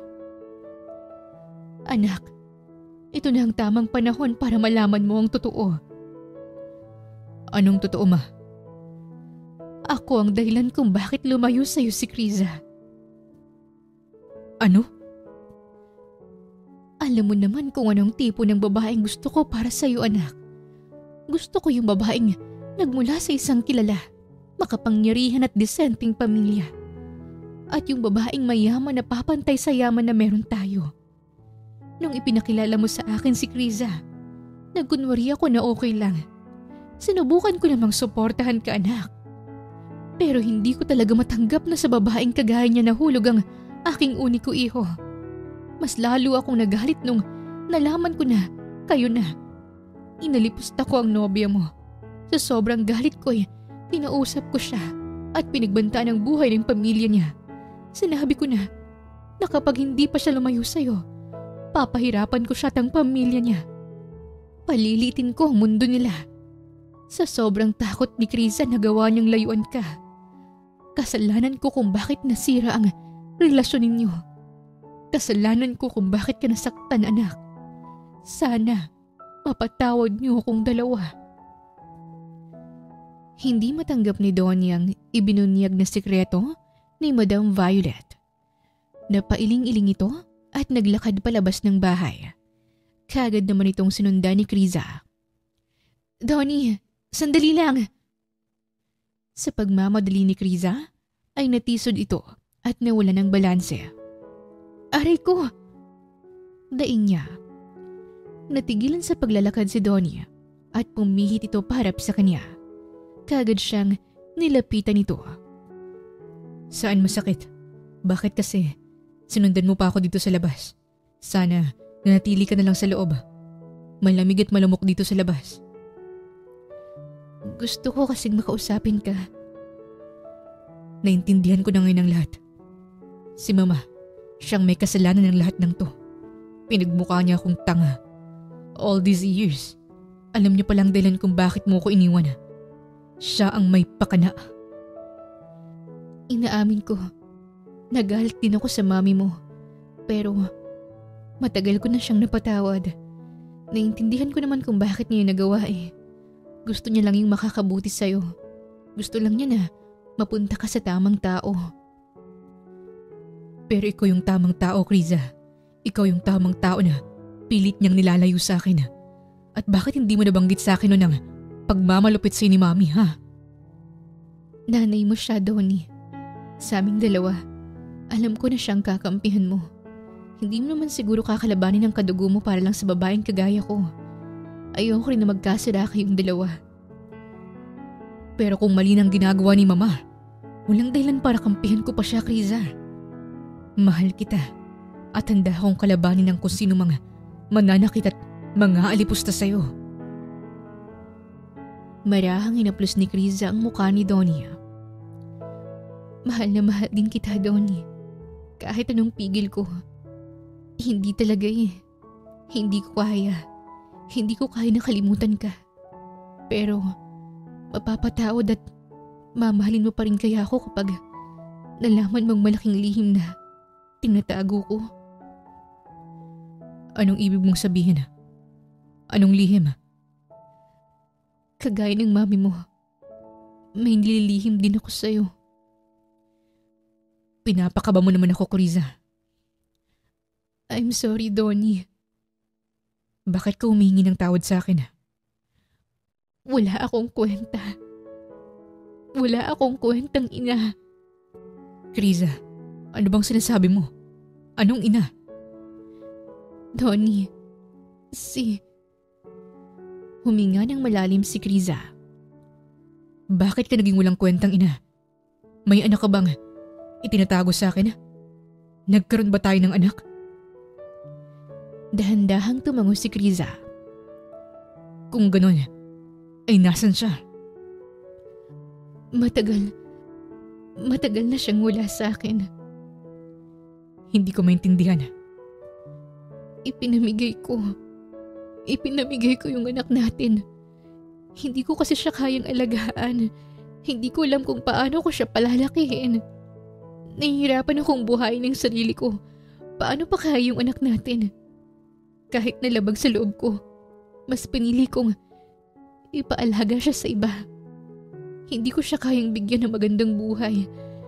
Napakawalang kwenta kong ina. Ipinamigay mo ang anak natin? Kanino mo binigay? Sa'yo. Anong sa'kin? Wala naman akong inaalaga ang bata bukod kay Hana. Si Hana? Ikaw bang nag-iwan sa kanya noon sa labas ng bahay ko? Umiyak si Criza at tinanguan si Donnie. Ako ang tunay na ina ni Hana. Anak natin siyang dalawa. Parang sasabog na ang utak ni Donnie sa dami ng nalaman niya ngayong araw. Yung utang ko sa'yo, hindi yun ang dahilan kung bakit ako pumayag na magpanggap bilang mami ni Hana. Pumayag ako kasi gusto ko siyang makilala. Gusto ko siyang makasama. Gusto ko siyang makausap. Gusto ko siyang mahawakan. Gusto ko siyang mayakap. Gusto kong matitigan ang mukha niya. Gusto kong magpakaina sa kanya. Gusto kong makabawi sa lahat ng pagkukulang ko. Iniwan ko si Hana sa'yo kasi alam ko na kaya mong ibigay lahat ng pangangailangan niya. Kaya mo siyang alagaan, pakainin, ibili ng mga damit, pag-aralin sa magandang school, at bigyan ng masayang buhay. Ako kasi, walang-wala ako, Donnie. Hindi ko siya mabibigyan ng magandang buhay. Naisip ko namang bawiin si Hana sa'yo kaso hindi na kita mahanap. Lumipat kayo ng bahay at wala na akong contact sa'yo. Maintindihan ko kung magagalit ka sa akin. Tatanggapin ko ang lahat ng masasakit na salitang gusto mong sabihin. Kahit saktan mo ko, ayos lang sa akin. Basta mapatawad mo lang ako sa pagkakamaling nagawa ko. Niyakap siya bigla ni Donnie. Nagulat siya dahil ang akala niya'y magwawala ito at sasaktan siya. Pasensya na, Criza. Teka, Ako yung may malaking kasalanan dito. Bakit ka humihingi ng tawad sa akin? Pasensya na kung hindi ko man lang nalaman na buntis ka. Hindi man lang kita nasamahan at naalagaan habang pinagbubuntis mo ang anak natin. Wala ako sa tabi mo. Hindi ka galit sa akin? Maling iniwan mo si Hana. Pero tama naman sa akin mo siya iniwan. Kesa naman, mapunta siya sa ibang tao at mapahamak pa. Masaya ako na si Hana palang naging bunga ng pagmamahalan nating dalawa. Bakit ngayon mo lang to sinabi? Natatakot kasi ako at nahihiya sa nagawa ko. Magkakasama na tayong lahat. Aayusin natin to. Mas bibigyan pa kita ng oras para makabawi ka kay Hana. At aayusin ko ang relasyon namin ni Mama. Pati ng relasyon natin dalawa, Kriza. Babawi rin ako sa'yo. Tumingkayad si Kriza at bigla na lamang siniil ng halik si Donnie. Mahal na mahal kita, Donnie. Salamat sa lahat. Salamat sa pagpapatawad sa pag-intindi mo. Pangako ko sa inyo ng anak natin na hindi na ulit ako mawawala. Babawi ako sa mga taon na nawalay ako sa inyo. At noong gabing yun, ay nakipag-ayos si Donnie kay Madam Violet. Nag-usap na rin ng masinsinan si Kriza at ang ginang. Nagkapatawaran na at naging malinaw ng lahat sa kanila. Alam na rin ng ginang ang tungkol sa lihim ni Kriza at naiintindihan nito ang kaniyang nagawa. Sa kauna-unahang pagkakataon din ay magkatabi silang natulog sa iisang kama. Kabado pa noong una si Kriza, ngunit sabik din siyang makatabi ito. Sobrang lakas ng kabog ng dibdib niya. Nakabalot siya ng kumot habang nakatitig ng diretso sa kisame. Hindi ka pa inaantok? Binalingan niya si Donnie. Seryoso itong nakatingin sa kanya. Sobrang lapit ng katawan nila sa isa't isa. Malamig ang gabi ngunit kakaibang init ang nararamdaman nilang dalawa. Napatitig siya sa labi ni Donnie. Mariin siyang napakagatlabi. Matagal na nung huli niyang nahalikan ng malambot at mapula nitong labi. Hindi pa rin mawala sa isip niya ang paghahalikan nilang dalawa kanina. Noong nagkahiwalay sila ni Donnie, ay hindi na siya nagkaroon pa ng ibang nobyo. Kaya naman kanina niya na lang ulit naranasan ng mahalikan. Ang mahalikan ng lalaking pinakamamahal niya. Ang init, magpapahangin muna ako. Pagdadahilan niya at ang mga alis na sa kama ngunit bigla na lamang hinila ni Donnie ang kamay niya. Sumubsob ang mukha niya sa matipunong dibdib nito. Bakit ka naiinitan? Nakabukas naman ang aircon. Tanong ni Donnie at ngumisi ito. Napalunok si Kriza at muli na namang napatingin sa labi nito. Ikaw kasi ano ka naman kasi?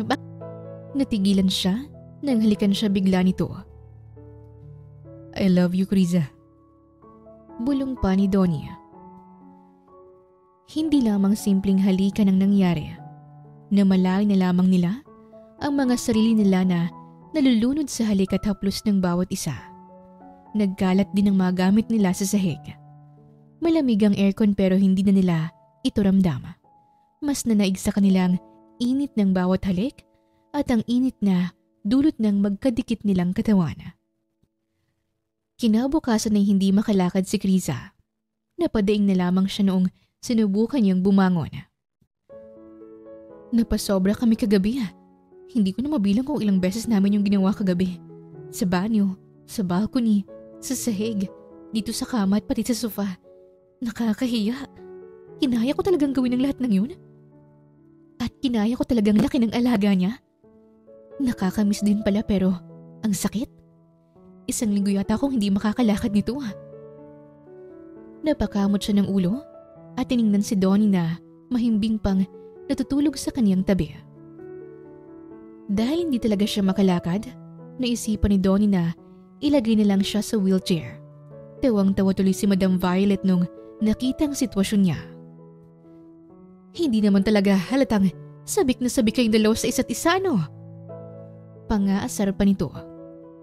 Pinamulahan ng pisngi si Kriza.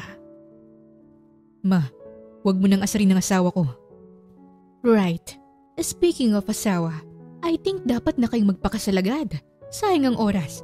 At isa pa, hindi nyo na kailangang problemahin ang wedding preparation. I can manage. Ang gagawin nyo na lang ay dadalo kayo sa kasal at maglalakad sa altar. Excited na ako. Suwestyon ng ginang. Great idea, ma. Yun ay kung papayag ang magiging bride ko. Ani Donnie sabay sulip sa kanya. Siyempre naman no, pakakasalan kita Donnie. Wala akong ibang minahal bukod sa'yo at ikaw lang ang lalaking gusto kong mapangasawa. Eto, para sa inyo. Sabat ni Madam Violet at naglahad ito ng 2 singsing. Napaghandaan ko na nga ito kagabi pa lang. Nagpabili agad ako sa sekretary ko ng engagement ring para sa inyong 2. Mamaya magsa-celebrate tayo. Isasabay na rin natin ang birthday celebration para sa pinakamamahal kong apo dahil hindi ako umabot sa birthday dinner niya kagabi. Ako po bang pinag-uusapan niyo? Tanong ni Hana at excited itong naglakad papalapit sa kanila. Bakit po mukha kayong masaya? Ano pong meron, Grandma V? Paniguradong matutuwa ka sa ibabalita ko, apo. Ang mami at daddy mo'y ikakasal. Talaga po? Yes, at ikaw ang magiging flower girl nila. Ayos ba? Magpapagawa ako ng magandang dress para sa'yo. At bobonggahan ko rin ang magiging gown ng future daughter-in-law ko. O siya, maiwan ko na muna kayo. Tatawagan ko lang ang mga organizer para maihanda na agad ang lahat. Saad nito at tinalikuran na sila. Sobrang happy ni Grandma V. Flower girl din po ba siya? Inosenteng tanong ni Hana, kaya't natawa si Criza at pinisil ang pisngi nito. Mabilis na lumipas ang mga buwan. Marami nang nangyari. Ikinasal na sina Criza at Donia. Sobrang ganda ng kasal nila. Malaking halaga ng perang inilabas ni Madam Violet para lang maging ingrande ito. Present din ang lahat ng mahalagang tao sa mga buhay nila, kagaya na lamang ng matatalik na kaibigan ni Donia, mga pinsan at tiyahin nito na umuwi pa mula sa ibang bansa. Present din sa kasal ang matalik na kaibigan ni Criza na si Mea, kasama ni Mea ang asawa nitong si Randy at ang anak nila na 9 months old na. Ikaw ang gusto kong maging maid of honor ko, Mea. Nakangusong sambit ni Criza. Noon ang alokin niya si Mea na maging parte ng pinakamahalagang event sa buhay niya. Mangiyak-ngiyak pa noon si Mea. You're getting married? Pinaghalong gulat at tuwa ang reaksyon nito. Kanino? Napangiwi si Criza. Loka ka. Kanino pa ba ako ikakasal? Siyempre, ang tagal mong hindi nagpakita sa akin tapos susulpot ka bigla dito at sasabihin sa akin ikakasal ka na? Na hindi pa nga ako makaget over nung sinabi mo na anak mo si Hana na anak ni Donnie. Tapos, may bagong pasabog ka ulit ngayon? Sa tuwing nagkukwentuhan naman tayo sa telepono lang tapos putol-putol pa. Nabibitin ako palagi. So, sino nga yung groom? Si Donnie. Tingnan mo nga naman ang tadhana, oh. Sa hinaba-haba man ang prosesyon, sa simbahan pa rin talaga ang tuloy. Napakarami nang nangyari at kay Donnie ka pa rin pala babagsak. Ang bilis ng pangyayari. Ikakasal ka na. Naiiyak ako. Naiiyak lang? Siyempre teary-eyed muna. Mamaya may papatak ng luha dito. Ang saya-saya ko para sa'yo, Criza. Finally, pareho na tayong may pamilya at masaya sa mga buhay natin. Sana'y maging masayang pagsasama niyong dalawa. Natatawa nilang niyakap ang isa't isa. At hindi mawawala si Madam Violet na mas marami pang nailuha kesa kay Criza. Naubos ng dalang tissue ni Mang Mando kakabigay para lang mapunasan ng luha ng ginang. Si Hana naman ay may hawak na tablet at kinukuhanan ng video ang pag-iisang dibdib ng kaniyang mga magulang. Sa dinami-rami ng nangyari, humantong pa rin sila sa kasalan at mas pinayabong pa nila ang kanilang pagmamahalan sa mga lumipas pang mga taon. Tunay nga naman na maraming sorpresa ang buhay. Mga pangyayari na talagang magpapabago sa takbo ng ating mga mundo. Ang mahalaga ay lagi tayong handang harapin at salubungin, intindihin at tanggapin ang kung anumang darating. Ang mga hindi inaasahang pagkakataon ay magtuturo sa atin ng maraming leksyon at magbibigay sa atin ng masasayang karanasan.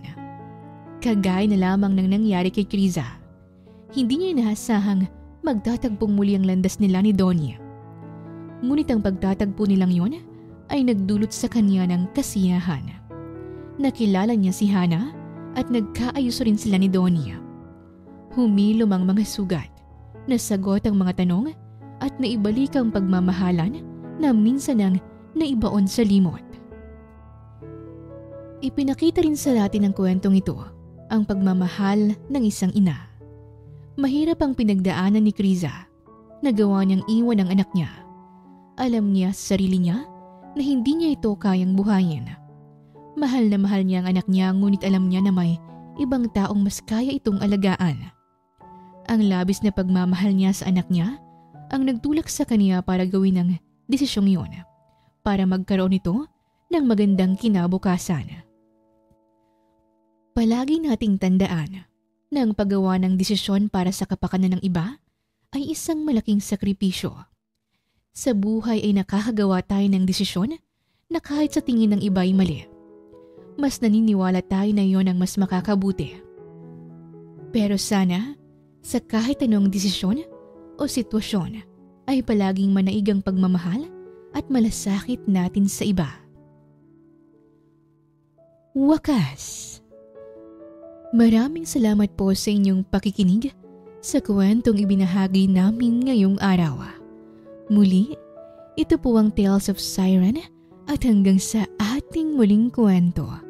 Maraming salamat po.